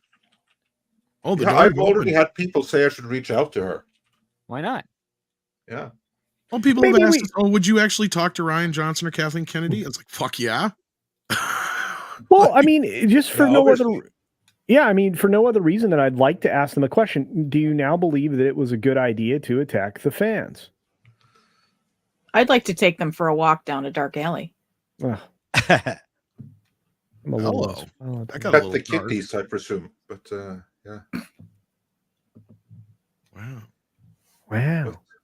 That got really dark. Sorry. But yeah, no, she and this is the point that I made in the video that we put out yesterday. It's like, oh, that's quite the change of tune, isn't it? Like, she was saying all that good shit about how horrible the fans were and how much joy she felt sticking it to them when she was promoting the series, certainly the final episode, and speaking out against the fans on that. Did you? Maybe she thought that she would have more opportunities, because otherwise I don't know what's it going to do for your Q rating to speak out against a fan base like that. And Marvel fans actually pay attention. You speak out against the Marvel fans, those that are asked their opinions in Q ratings, they're going to remember. And Q rating, that is basically how the industry measures how likable any given celebrity is. And having a lower Q rating is a bad thing. Like, for instance, Will Smith's Q rating used to be very high. Now it's very low. Now is when he struggles getting acting gigs. I think that Maslany's Q rating was perfectly neutral before, as in she was a working actor that not too many had any strong opinions about. But I think that after she spoke out against the fans, using nothing but straw man arguments, not attacking the fans for anything that they actually did, but for the narrative that they had written into the series, I don't think that was a very good move on her part. I don't think that alone is going to deny her any future opportunities or anything. Far from it. I'm not saying that, but I am saying that that in a situation where she evidently is looking for jobs, that doesn't help. When the last thing she did was basically attacking the audience, and even though she just went with what the marketing talking points were, still not a good look on her. Well, she has plausible deniability because she never said she was hating on fans. She said she's hating on trolls and people that would hate the show and people that don't want to see women on there. She can, if she has a good PR team, she can spin that around and actually say that she was never against anyone that were fans of She-Hulk. Because again, you have to pay close attention to the wording that a lot of these celebrities do. They do not say the fans suck. I would be hard pressed to find an actual quote where they said the fans suck. They will say there are some people that are being racist, or some people that are enabling certain behavior that they think doesn't fit in line with the fandom. But the thing is, they obfuscate some of that criticism as part of being that behavior, and that's where you get into the muddy waters. That's where you can start. Indeed, yeah. And so obviously, sometimes it's in the wording too, right? Yeah. And I do not think that is why she is not getting opportunities right now. Let me be clear about that. But it doesn't help, and it certainly doesn't look good on her when she then suddenly appears unemployed on a Twitch game show. That is not a good look. That is the kind of, this is where people are going to dig up your old quotes, especially those that already did videos about them, such as me. Yeah. Yeah, like I said, nobody was really surprised by this move as far as like the chances of a season 2 happening, but I think it was a little kind of desperation on Tatiana's part. Well, I will say this: there's probably never going to be a season 2 after the reports of that. However, she does technically have a contract as playing Jessica Walter She-Hulk in MCU, which means that until they call her and say we're using, you in Secret Wars or Captain America, what have you, she has to wait, because guess what? Actors, and I said this last night, actors are kind of the last to know whether or not they have a job, especially if they've been hired as a character for something. Kelsey Grammer famously had no clue that he would be returning to Fraser for a season 2, 3, 4, 5 until several weeks before they began shooting, because they're always made the last people to know. Yeah. Indeed, I made this point in the video as well. So this is absolutely the case. But She-Hulk season 2. So are we? She-Hulk is probably going to return, but the question is when. Right. But a season 2, that's not looking very likely, is it? Given that the first one cost more than 200 million, then you've got to wonder, what the hell did they spend those 200 million on? Reshoots. and probably a whole bunch of DEI requirement training and screening and like environmental impact pseudo stuff. The lots of weird fudging of the numbers, I'd imagine. Yeah, that kind of stuff is expensive. Very profitable for those who are into it. Right.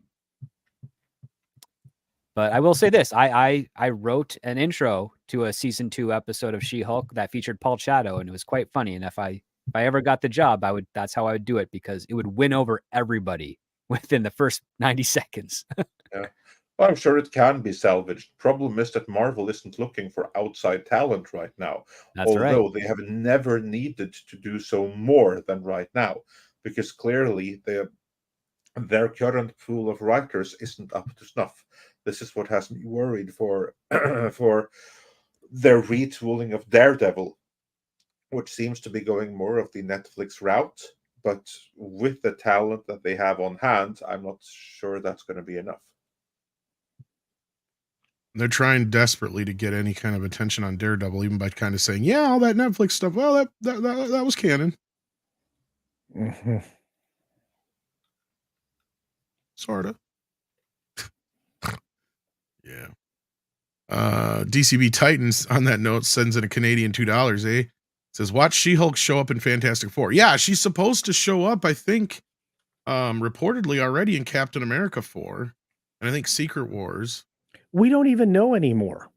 But we're not for sure, yeah. But the way she's talking, she don't even know. But that's what Script was saying, is they don't usually know until nearly the last minute. They'll get a phone call from their agent. Hey, what are you doing tomorrow? Nothing. Great. You're going to set. They're get into makeup or your motion capture suit. Your She-Hulk tomorrow afternoon. Yeah, because it's not like she's gonna have to set a huge block of her time aside for it. Right. It's just a cameo. But yeah. Was there anything else to say on She-Hulk? I mean, it was kind of pretty much a sad story, but yeah, I mean, it's maybe the biggest sad story. Yeah, I'm not gonna be able to buy a boat. Well, again, the potential was all there in the original comics. Buy a boat so Andre can make his way to America. There's a lot of other Marvel stuff that required adaptation and tinkering to make work when back in the days when it did work, and stuff had to be created out of whole cloth. But the first season of She-Hulk Attorney at Law, the blueprint was all there, including some great jokes. Some very clever stuff. Now, I don't know whether they would have allowed the series where Spider-Man sued J. Jonah Jameson for libel. That was a fantastic series where even at the very end, Spider-Man, after it looked like they were going to win, he stopped the court case because he realized that it would have been worse to crush J. Jonah Jameson. It was great. It was just an absolutely fantastic series. So, yeah, lots of good stuff in the She-Hulk, which I'm a fan of. There could have been loads of great stuff there. Oh, but we have some great stuff in the super chats as absolutely, well. So, even let's better move on with stuff. those before we move on to onto the final story of the day here. Marksman of 117B wonders, Adam Sandler Spaceman. Any thoughts? I think that's what's with the biopic? spider. No, that's the biopic about the Czech, the first Czech astronaut or something of that nature. I think. No, well, it's a sci-fi thing where he meets an alien, or he thinks he meets an alien creature in space. Has he gone nuts? It's kind of like Moon. But in a spacecraft. It looks great. Sandler is playing it completely straight. He looks bushy and wonderful, and he's a good actor. I don't care what anybody says. Yeah, I watched the trailer. It looks really good. Yeah. Or well, the trailer isn't much. It looks like it might not suck. Yeah, well, it looks interesting, right? It looks interesting. I'll be checking it out. Yeah.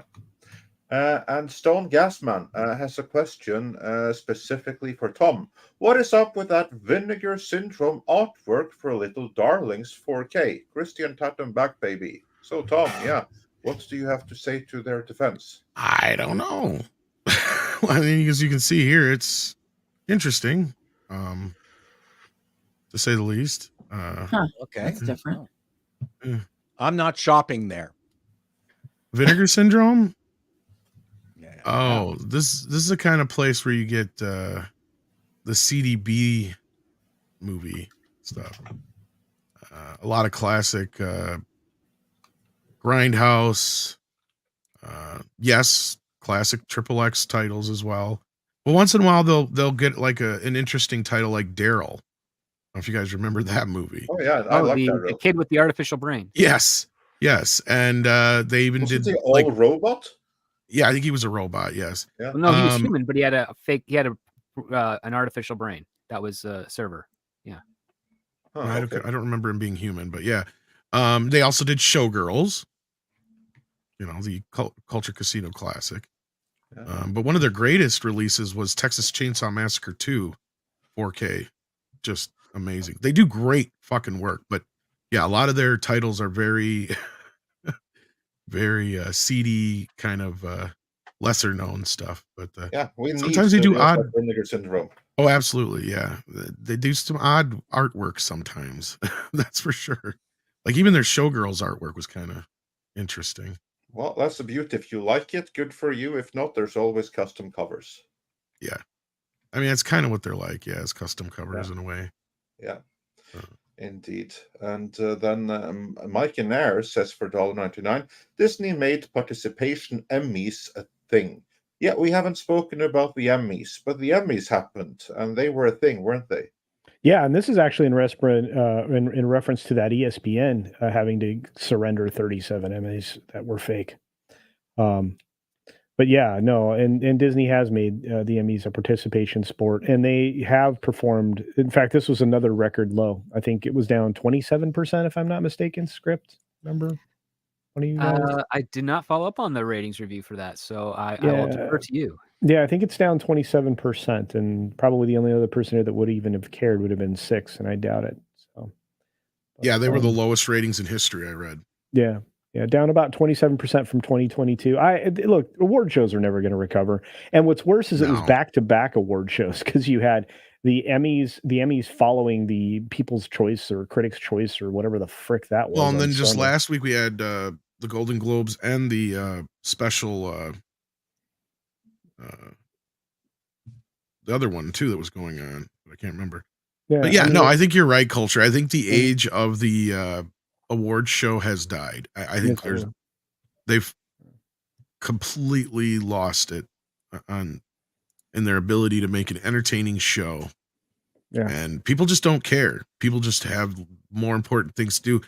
And another part of this might be just because social media and stuff, right? Like part of this, and I think was because half of the reason you'd want to watch the Emmys or the Grammys or the Oscars or the Golden Globes is you get to see a lot of these movie stars that you don't get to see on an everyday basis, right? Like nowadays we see them, we're constantly seeing them on Twitter and YouTube and everything else. So I don't know, maybe part of the glamour of that has gone away as well. Not to mention all the other things we've mentioned in the past, like, you know, when it used to be a lot more fun and entertaining and have it'd be more roast kind of the problem is we don't care about the products they're showing. We doesn't help either. We don't know what we're rooting for. Well, this Oscars is going to be an interesting one, Paul, in that respect, because I think this is the first time in many years where people are going to have movies they can root for, but are they going to show up? Because you know Barbenheimer is going to be a big deal with the Oscars. The fact that the movies that are nominated actually had good attendance. That I think, or at least some of them, that's what makes all the difference in the world.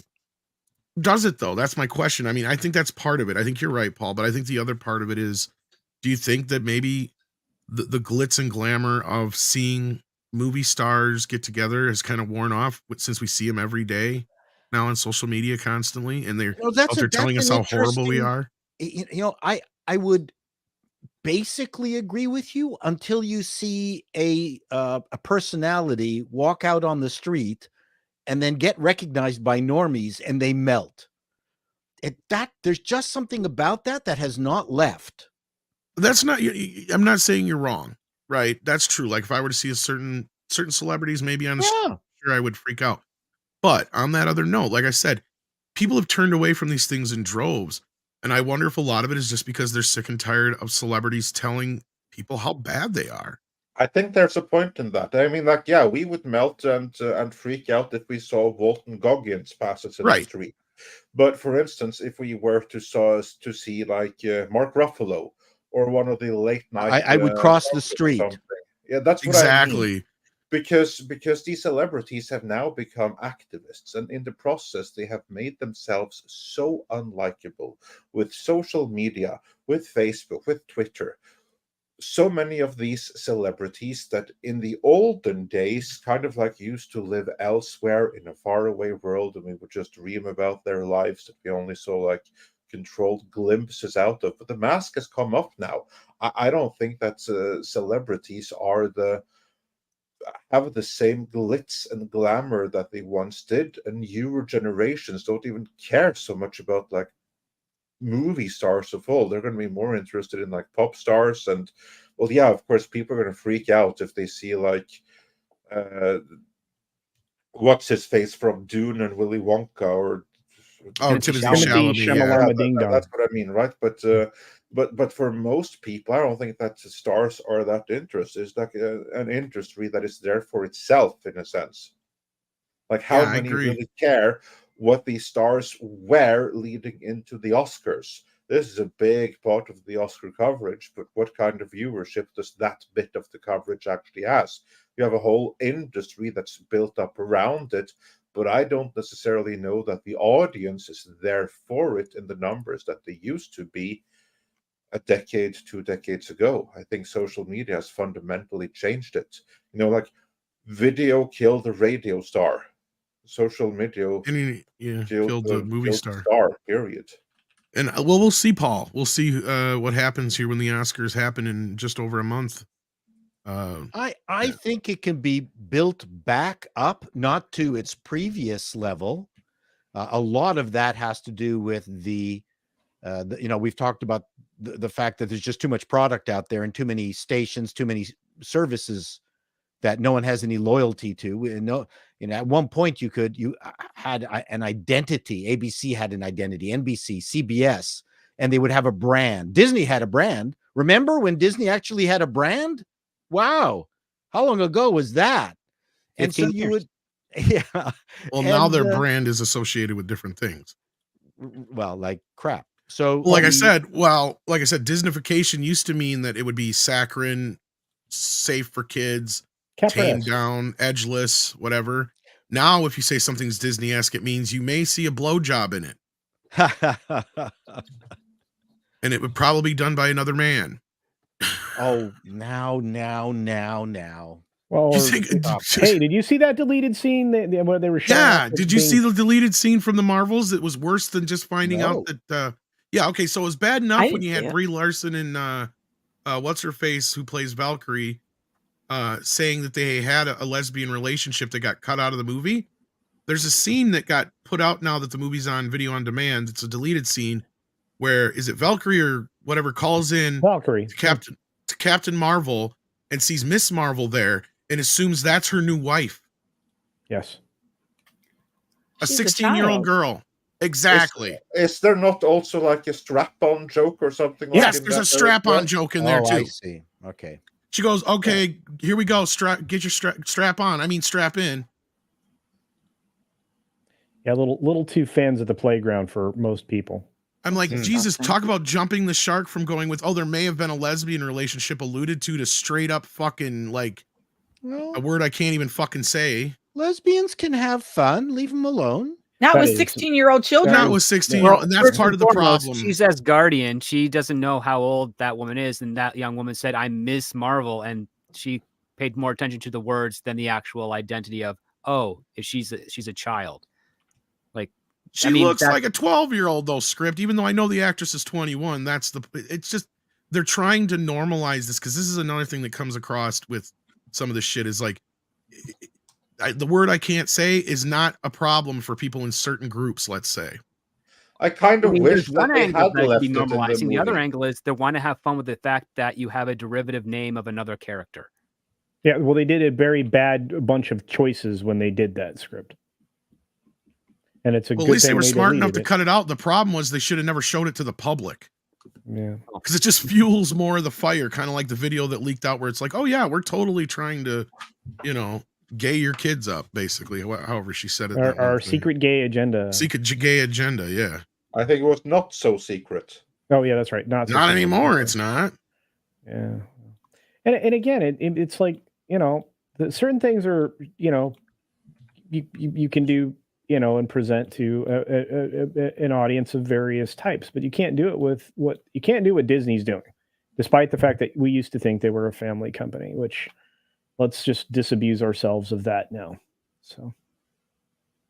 Yeah. But we've got some more super chats here, and we got a couple more stories to get through real quick before we're done. Sebastian Skarheim sends in 25 Norwegian krona and says Iger's next book will be The Money Burning Arts. Yes. Or How to Destroy a Fortune 500 Company. He's got some quality experience in that category, we'll say. Or were they a Fortune 500? I don't know. If they're a Dow Jones. Dow Jones. Yeah. Jason Webster sends in a 10 Australian. Okay, that's what I thought. Yeah. Worldwide earnings. Wonka has earned over 500. That's $500 million, kids. Wow. I told you, do not underestimate that. On a budget of what? I'm sure. I think it was it 80 or 90 million? How much was under it? 100, I think. I was going to say, I know it was under 100. Well, good for them.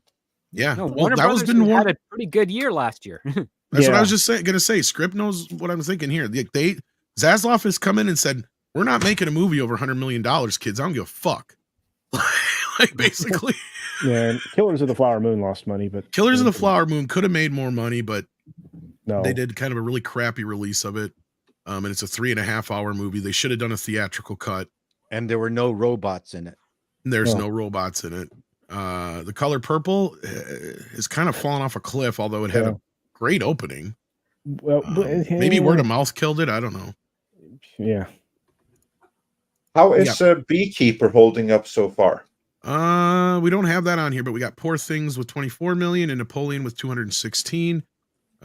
Which Napoleon was about an hour shorter than Killers of the Flower Moon, and that's where I say the Killers of the Flower Moon would be sitting had it not been 3.5 hours long, because I think both of those films would have gotten about the same amount of audience. Now, The Beekeeper, Killers of a whole lot like of your 21 time. million, I think.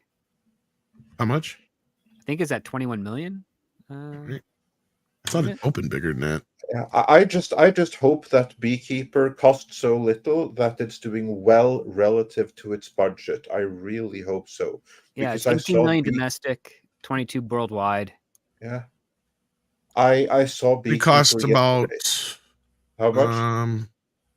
I can't find an actual budget here. Tom's doing my job. This is fun.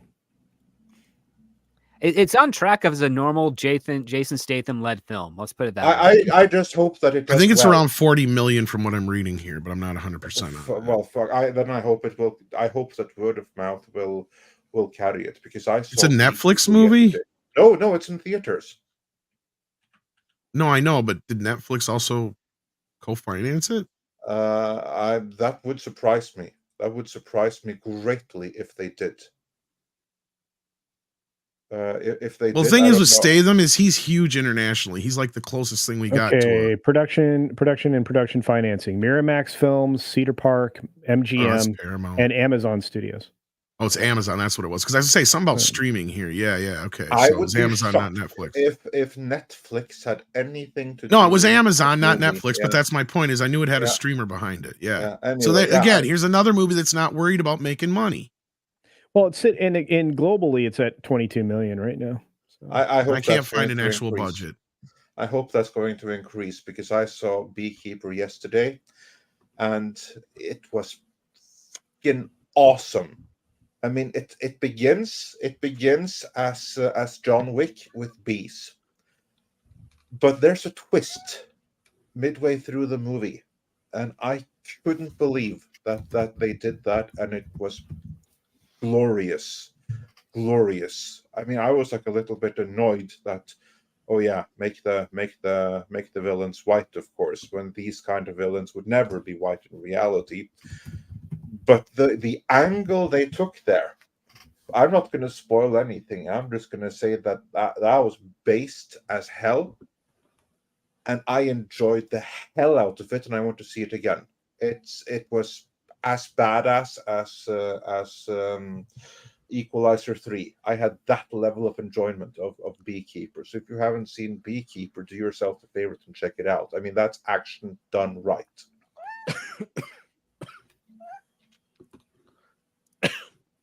You okay, Yeah. Paul? Yeah, I'm going to mute a bit. All right. Well, as long as you're Yeah, not well- choking on something. Well, we'll listen to Six's Kitty in the meantime. Yeah, Kenneth LaRock says United Airlines and the FFA are going DEI. Yeah, that was kind of my joke earlier with that whole Oh, video that's- that leaked out. That's why I'm taking the boat to the States.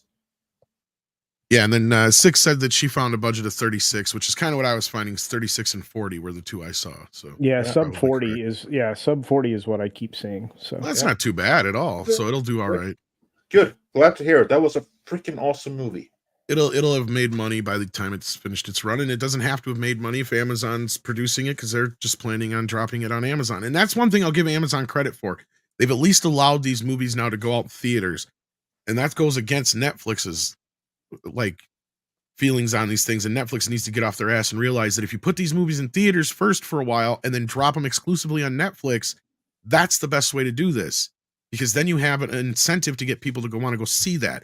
So if you put Beverly Hills Cop 4 out in theaters, for instance, people go, oh yeah, that movie came out. Oh yeah, it's on Netflix now. I can watch it. You know, that drives people to, it's the same thing with the video stores used to live upon, right? So Yeah. like, I just don't understand this idea of them thinking that making a movie exclusively for a streaming service is going to do anything for them. And I always invoke Tetris in that, because I say that Tetris would be getting a hell of a lot more attention had it not been just basically buried on Apple Plus. Yep. Same with the Family Plan. The Family Plan came out in theaters. Oh yeah, I People saw were- the trailer loved for that. That looks pretty good. Exactly. That's the Mark Wahlberg one you're talking about. Yeah, Yeah. and it is a good one. And I was one of the only people on YouTube that reviewed it. Yeah, I remember after you said something about I watched the trailer on because it came up on my Apple Plus thing. So Yeah, I You feel know, better. Family Plan was thoroughly entertaining. and I heard it was good. Yeah, so I wish I'd taken a chance to watch it, but oh well. Well, it's on Apple TV, but you don't have Yeah. it. Well, I mean, Who actually has Apple TV? I mean, it's like six I guys and do, a but- Canadian. I have. Okay, Yeah. so I there's got a half 3-month the, free trial for Monarch. there's half of the viewership right there. No. I mean, it barely shows up. You doesn't matter. It's still their biggest show of all time already. No, but it's got to be just like a Oh, quick, so just half of one. I only like got a the half full of one. one. Yeah, because people And I only got that one. I don't have the other one either. people are not. This happy. is the one that's just the glove dragging on the cello. The one I What? don't have is there's two different Godzilla roars. You didn't know that? There's this one. Which is loud. And that's somebody wearing a leather glove dragging their hand on a cello, and it's distorted. And then the other one is, I believe, can't remember what two animals mixed together, but yeah, so there's two different roars that you get out of Godzilla, basically. He's got two. When am think I that- getting? When am I getting a Godzuki film? Would you get over Godzuki already?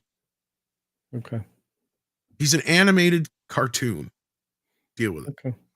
Anyway, Shadow Dancer the Red Mage says ice cream.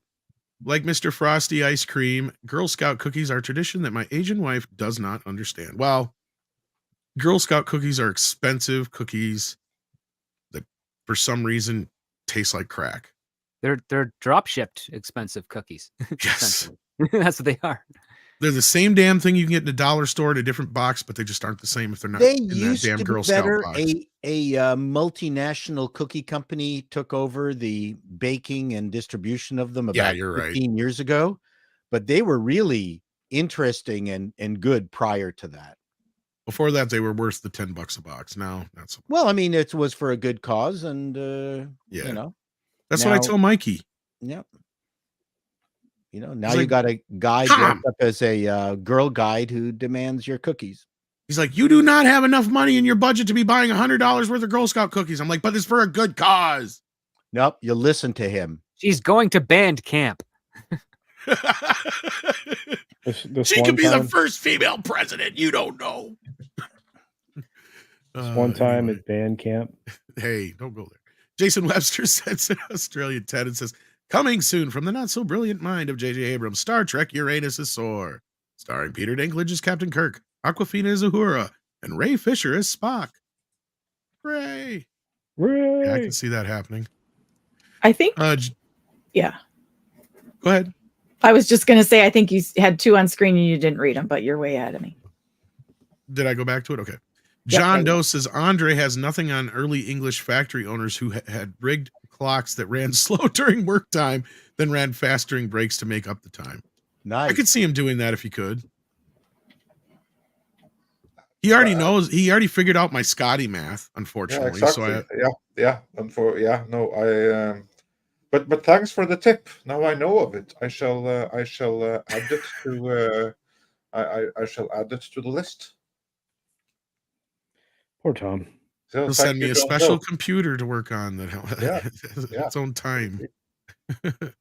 And we did get this one with the Girl Scout cookies. You did? We did. Where the hell was I? I don't know, because I did the ice cream bit in front of it. Ice cream! The ice cream man is coming. I'm thinking about my my Girl Scout cookies. I know. Yeah, you probably were, because I said they cost a ton. And then we got Isala. It's an owl. Sends in $10. Says hail panel and chat culture. Logan from Gordon says hi. Well, hello.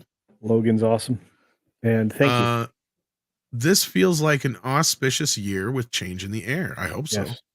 When things changing, that's the time to make moves. Hope 2024 good to you all. Well, thank you so much, Ithala. Yeah, hopefully I got your name right.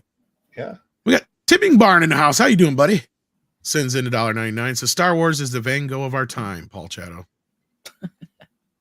Star Wars is the Van Gogh of our time. Well, I mean, as long as they've not, I was going to make a Spock chop off ears gag, but that doesn't work because it's got the wrong. It's Star Wars, not Trek. Damn it.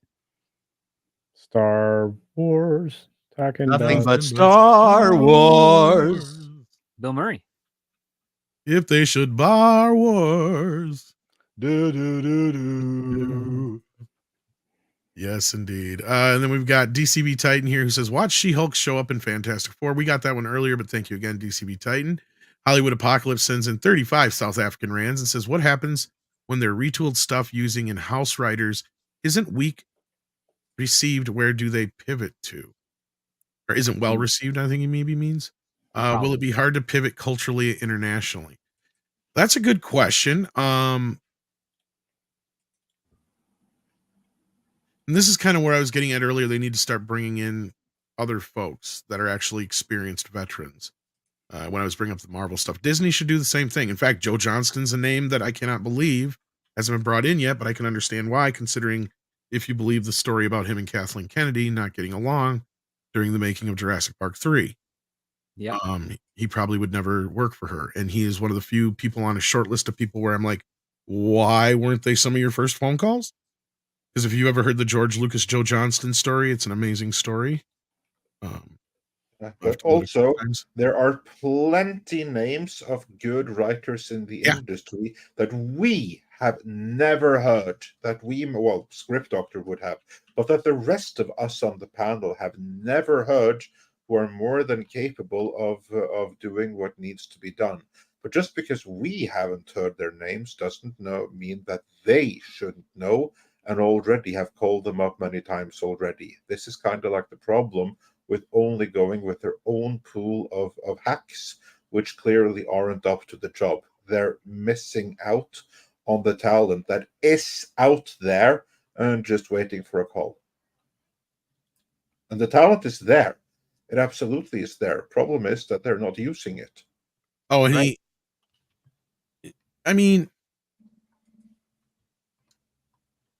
he's asking, will it be a hard cultural pivot internally? Well, No. We've already seen that Disney is just doubling down, tripling down on this shit. They are going to be the last Rey. I've said that before. So long as But- Iger is still in charge at Disney, they are never going to change course to the ideas he brought to the company. Yeah. There may be some highlights from time to time, but it's going to be because somebody like Favreau's in there doing something. And even he's not infallible, right? I mean, he's done some stinkers.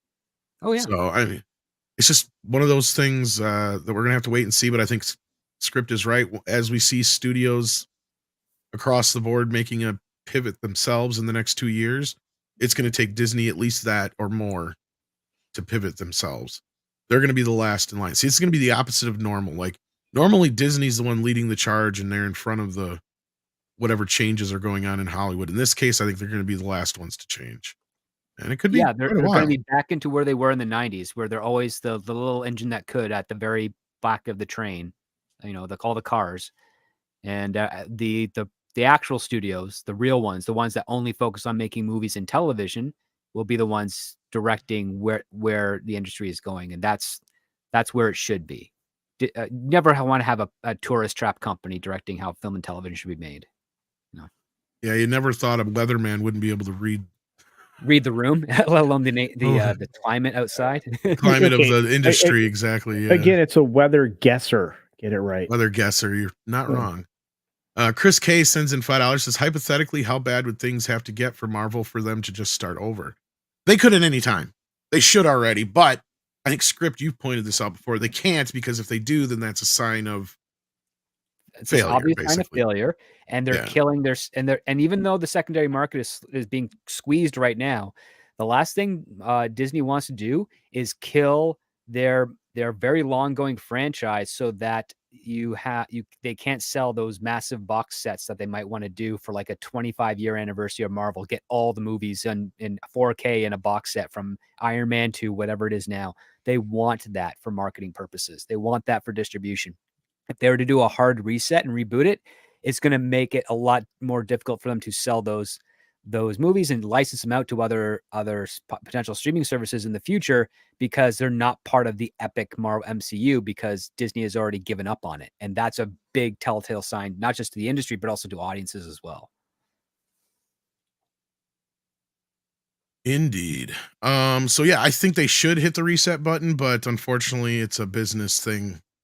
Right. So yeah. Oh yeah. Money's gonna prevent that from being a thing for now until Disney decides that they have a landing they want to stick to end the MCU. They are going to keep it going perpetually as much as they can. Yeah. And then we've got Jesus Davila, who's been a member for 26 months, says, Andre, would you say Beekeeper is better than John Wick? Oh my, that's a tall order. No, I do not think that it is overall better than John Wick. But there's a twist there. And I will say, because of the twist, it is braver than John Wick. Interesting. Like the villains in John Wick are Russians, or Russian mobsters, very safe target, very uncontroversial, right? Beekeeper goes a completely different direction, which I thought was brave and Was it all in stunning all. too? But He no, goes there's after nothing stunning wasps. about it. Was it brave and stinging? Actually, you know what? There's some subtle DEI commentary there as well. It's very subtle, but it's there. But I'll go into that in a separate spoiler video. But but it doesn't bode well for diversity hiring. Let's put it that way. DCB Titan sends in a Canadian 5 and says, Tom, have you watched the Godzilla analog horror series here on YouTube called The Man in the Suit? No, I have not. So I'll have to check into that. Thank you, DCB Titan. And speaking of guys in suits, before we lose culture, we got this quick news, and then we're going to get to one more story after this. So as we teased at the beginning, Bob Chapek has made a quick comeback here. It looks like he's now on the board of medical firm Masimo as company battles with Apple. Yeah, I mean, what's going on here? Well, it's not a business that's going to conflict any with what Disney does. It's a medical device company. And he can participate in a lot of different corporate boards and make a pretty decent living doing that. I mean, if he's on 5 or 6 boards, he's basically replaced a giant chunk of income. I mean, it's going to be his private plane money, and his build my bunker money. So, but yeah, I mean, he's and he's just basically going to give him solid business advice. That's all he's going to do on the boards. And some of them, some of them you have kind of a no-show kind of job, like if you're working for Disney. So, but in this case, they're probably just going to ask him how they can navigate or think differently about their approach to, fighting with Apple. Yeah, indeed. And he had a reputation as a low drama manager, and I think that probably more and more are getting aware that he did nothing wrong. Yeah, I think that's probably that's definitely going to be the prevailing opinion out there. I'm with you 100%, Andre. I think that's exactly the case. He didn't have enough time to do anything wrong. No, but I mean, but even if Iger wasn't breathing down his neck the whole time, I really do think that the opinion out there is going to be quite high for him, or about him anyway. So, I think he'll do quite well. And the board, being on a board is a good thing. I know a lot of people don't realize that, but as far as the money goes, it's a very, very good thing. Yeah, especially for a company like this, pharmaceutical company and stuff, or medical company. Yeah. I mean, there's some definitely different than what he's used to. That's for sure. Yeah, it's far from entertainment. That's for sure. Right. But the thing is that the general management practices are the same, and that's what Chapek did. He went from one division within Disney that were radically different from each other, but he succeeded in all of them by basically being a low drama professional manager who is skilled in the craft of management. And that's a very good skill for a board member of any industry to have. He might even be able to point to things and like audience perception and stuff like that other board members in a medical company might not instantly be aware of. Well, I mean, he's good with hippos too. They wouldn't have the same level of experience and stuff that he's, and look, he learned an awful lot. He learned that he should have listened to the PR guy that walked away from their company and not get involved in the political mess that was Florida. Imagine that DeSantis would not even be in the presidential race right now if he hadn't been able to politicize and then kind of decimate Disney as he did. So, that again is on the people within the Disney company as they created the monster that is DeSantis. So that was dumb. So yeah, 6 or Paul, anything to say on this? Nope, no. I mean, good for him. Yeah. I mean, he's already getting a pile of cash from Disney to just shut up. Yeah, 6 years. He is shutting up. Yeah. Look, I mean, if somebody's going to write me a check for, $350,000 a year to be on a board, I'm okay. I can do that. Yeah, me too. 6 said you're glad he's gotten I'm glad he's not unemployed. Yeah. Not that he needed it, but yeah. He'd be fine either way, but this kind of like his vindication, I feel like, in a way, and I also think I like growing sense because he was smeared to the world by Disney and blamed for all of their wrongdoings. But I do believe that the perception of that is gradually changing, as it well should be, because he did nothing wrong. Well, speaking of doing wrong, one thing, Kathleen Kennedy. But apart that from segues into our next topic here, which is actually a developing story, believe it or not. Now, for those who watch Flashcast, you may remember about a month back, him and I kind of got into a little bit of a disagreement about how this new Ghostbusters movie might be. Because I said I was a little worried because it might turn out a lot like Ghostbusters 2. And he's like, oh, you're insane. Ghostbusters 2 was great. I'm like, yeah, it's good, but the problems that it had stemmed from the animated series. And for those who don't remember, the first season of the animated series was brilliant. It was fucking great. Some of the best animated television ever done. But then ABC came in and decided they were going to fuck with the series and brought in some family advisor and changed it. And a lot of those changes leaked their way into Ghostbusters 2. And so that's kind of where I've been worried about Frozen Empire, because it's taking a lot of inspiration from the series. In fact, they've been building up upon that in the new Empire write-up on the movie coming out. And this morning here, J. Michael Straczynski, a name you're probably familiar with. Oh, yeah, vaguely. Has come after the movie, saying, trying to remember who created and or developed some of those weird as fuck villains. Pretty sure he could have been of help if they had just reached out to him. Just can't seem to remember the name.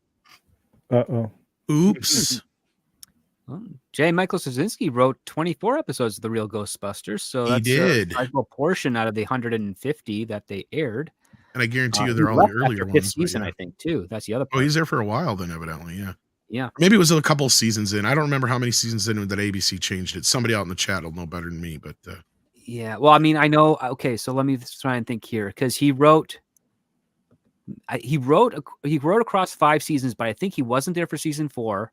So he must have left at around season 6 then. I'm just checking here, waiting for my... And I'm assuming he wrote the episode that this villain is being pulled from. Because that's the other thing, too. Let's see. Ghost R Us, Killer Watt. Who are you calling two-dimensional? No, there's nothing really...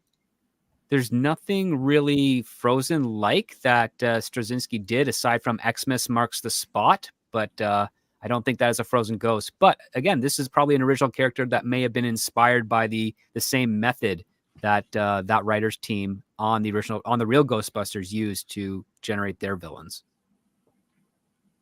I believe from looking at some pictures here, Xmas Marks the Spot might be where they got the red outfit from.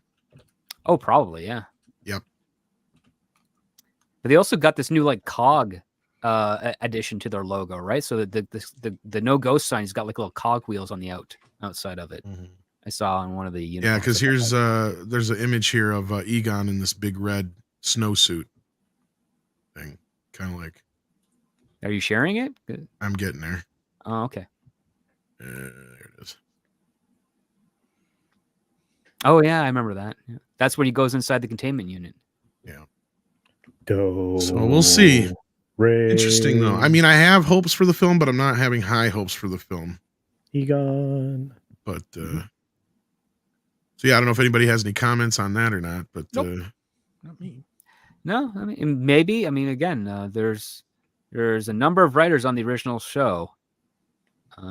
J. Michael Straczynski's probably thinking he was the creative driving force of the show, which is not out of character for him. He does have a huge ego, but he also does write some brilliant stuff. So I get where he's coming from there. But we'll have to wait and see for sure. If I had the time, I have the entire series on digital and on DVD. So I could go rewatch some of those classic episodes. The first season was brilliant. Second season, they had to save money because the first 12 or 13 episodes were very expensive. They had original music for every episode. They really made it stylized after the original movie. And then they kind of had to cut back. It was almost like a precursor to Batman the Animated Series with how serious it was, while also being able to be watched by kids. And there was actually some genuinely scary and funny. There's also some genuinely scary episodes, like the Boogeyman episode and a few other ones, but the Halloween one. And notwithstanding him possibly referencing a specific episode that he might have had a creative hand in, it's not like the man does not have writing credits. Yeah. You know, so he was involved with the show. It was a successful show. The idea that someone might reach out to the Michael Straczynski for a hand probably isn't a bad idea. I think he's being a little bit bitchy. On the other hand, you know, I think it's a great comment. Why not? Why not say it? I think he is one person who's allowed to say that. He is. Here's the other part. That's too. true. What's to say that they didn't reach out to him and he just didn't know who they were? Because again, the guy that would be the one that reached out to him is not a huge name. And he just hung up on him. And he just hung up on him or ignored his DM or email or anything. Yeah, that could be true. Yeah. Because I know situations like that. Well, Jason Reitman's still producing and co-writer, I believe. But if Jason Reitman didn't call J. Michael Straczynski, if it was his writing partner, this could be band guy that did it. Could be. So. I just found it interesting. Yeah. I guess it'll depend on how the movie turns out. We'll see Yes. then how his tweet then he'll disavow any connection with it.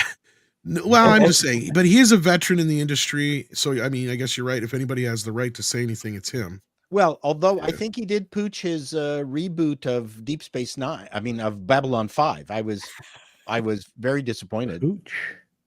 Yeah. Yeah, I mean, That's oh how he was no, going for there, a yeah. time travel story. Oh no, like as much To as I create like, an alternate timeline of Babylon 5 in the yeah, terrible. As much as I like, what's the guy's name? The time traveler guy? What, Zathras? Zathras knows. I love Zathras. He was great in the series, but we have been inundated with so much parallel universes, multiverses. Like we're just done with it, and then to have that that cartoon come out with it, I thought, God damn it! Like really, Bruce Boxleitner came back for divorce. yeah. Well, that's fine. I mean, everyone who wasn't dead came back. It was great. But yeah, I was really disappointed, and no one's talked about that show since. Like everyone keeps talking about the original series in the same way that they keep talking about OG Star Trek, right? Which is one of the fun things about Babylon 5. But no, no one talks about that animated bit that he created. Patrick Robinson sends in $4.99, says, "What was everybody's opinion on Extreme Ghostbusters? No one really talked about it. Pretty excited for DVD release in March." Yeah, too bad it's not a Blu-ray. And same thing with the original series. Could use a Blu-ray and fix the episodes that are all screwed up on the DVDs. But that being said, yeah, it was a very short-lived series. I don't know what it was like in most markets. I think, at least in where I was at, the problem with it was it showed at like 4:30 in the fucking morning. So I had to tape it. Right? Because there's no way I'm getting my ass up at 4:30 in the morning to watch a fucking cartoon. No way. No way. But the thing that was interesting about Extreme Ghostbusters was it was basically the concept of one of the sequels that never went ahead. But the animated series got so far along by the time the movie had fallen apart that they still went ahead with the series.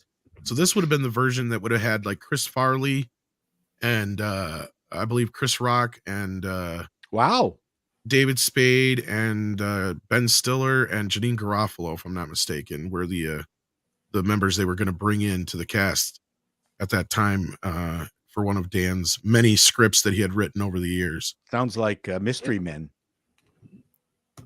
Well, I've actually reviewed both of those Dan Aykroyd's screenplays that he wrote in the 90s on my Patreon.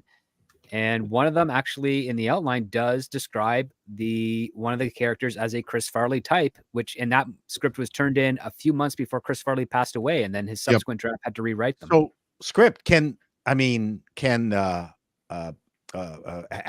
actually write a script? Yes. It's very technical and it's a little bit verbose, but you'll love it, Paul.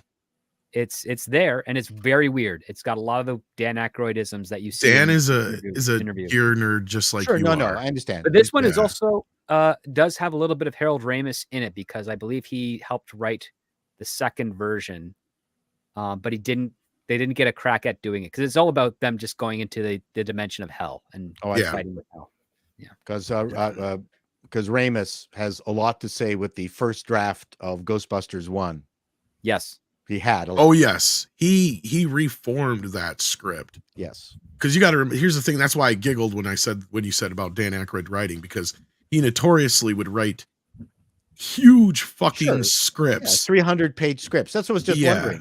Because and Ghostbusters was very different than the version we got originally. Harold Ramis who came in and turned it into a guys going into business story. I ran into Dan several years after the success of 1 and 2, and he was just bitching about no one in Hollywood wants to read any of his scripts. Here I am. I wrote I co-wrote the 2 most successful comedy scripts of all time, and no one wants to take a meeting with me. So was this before or after Nothing But Trouble? I can't remember. Because that's the movie that fucked him, Paul. Because it was before that.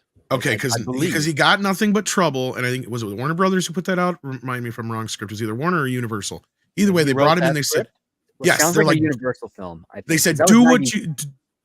So 91 or Nothing But 2. Trouble was 91. So yeah, that was Yeah. only 2 years after Ghostbusters. Okay. They're like, do what you did for Ghostbusters for us, and he didn't have anybody to rein him in. So that's why Nothing But Trouble is Sure. batshit crazy insane, because he Right. didn't have anybody to rewrite like Harold So Ramis. more than likely, And that was the it last time it he was had a Nothing movie But- that he had written Where- besides Blues Brothers. But then I 2000. think it just shows that Hollywood knows who they want to talk to, because Harold Ramis, right to the very end, was somebody that Hollywood respected and always had, he could have done anything, anytime. Yeah, he only had one real big miss, and that was year one. Pretty much. His movie with Michael Cera and Jack Black. Well, Ramis had a lot of movies that just didn't get attention when they came out, like Multiplicity, Right. and a couple other ones that were fucking brilliant. But yeah, like Year One was a big miss, swing and a miss. But anyway, that being said, enough Ghostbuster love. We've been on that for too long. Mr. Burgers in the house sends in $10. Says, Tom sent me a psychic message claiming that Culture Casino has no knowledge of 80s and 90s movies. Culture, what you say? Tom Connors versus the movies, April 2024. I don't know. Do you? Oh, it's a challenge. Let's see. The 80s. I was He's a little older than me. Elementary school through high school. Sure, let's do it. I'm probably good. I was going to say he might kick my ass on that one. We'll see. Yeah. ActionCom sends in 2 and says, "What am I getting with Blu-ray again?" I can answer that. Ownership of the movie, permanent. That's what you're getting with the Blu-ray. Yeah. And with that, we are losing one more from panelists, but yeah, we we're have gonna end one the more show here. anyway. Mr. Burger sends in $5 more. Says, "Why didn't Culture cross the road?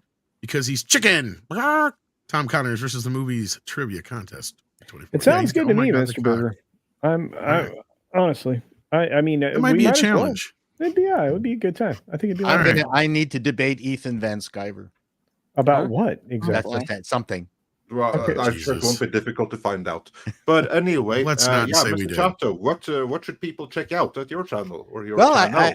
I released a funny little bit on my Call Me Chato thing. It's esoteric. No one's going to watch it, but it was fun to do. The producer's version of the Disney Lament. It was brilliant. Thank you. Producers. Have to Thank you, check that script. out. Yeah, and then Blues Brothers to finish off that thing before that was 2 was the next movie. That's what I was saying. I got kind of talked. No, over Blues the- Brothers 2 is trash. That was the next movie he got to write, and the last movie he got to write, from my memory. Terrible movie. And it took him quite a few years after Nothing But Trouble to get that made. And then so yeah, he had hits, but he always has to have somebody to kind of rewrite. It had John Belushi as the substitute Belushi in it. Yeah, no, actually, it didn't. That was part of the problem. It had John Goodman, and Goodman. and the Yeah, guy who not played John Miles Belushi. Dyson in fucking T2 as their long lost. That's right. It had that's right. It had Stepbrother. Goodman. No, not John Belushi. What's Belushi's brother's name? Well, Jim Belushi. Jim Belushi. I thought He Jim was doing a Belushi was in 2. sitcom at And he that was time. supposed to be in it, but he was in his sitcom. His script just Okay, said okay, they couldn't okay. Get away Sorry. from that, yeah. Let's end this show. And ActionCom, yes, you can get the same with DVD, but Blu-ray is high definition. See, there's the difference. You know what? If you've got anything that's in hard media, you're ahead. Exactly. Either way, you're still better off with it than without it.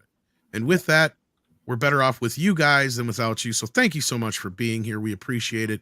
As Skibo says, it is time for Soggy Marsupials. So I'm going to quickly run through this. Check out Script Doctor's channel and his Patreon. Check out Culture's channel. Check out Six on Midnight's Edge and Midnight's Edge After Dark. And she does have a channel. I don't know if she's ever going to do a video, but she does have a channel. And we also have Paul, who has a couple channels, like 50 of them, something like that. Almost more than we do.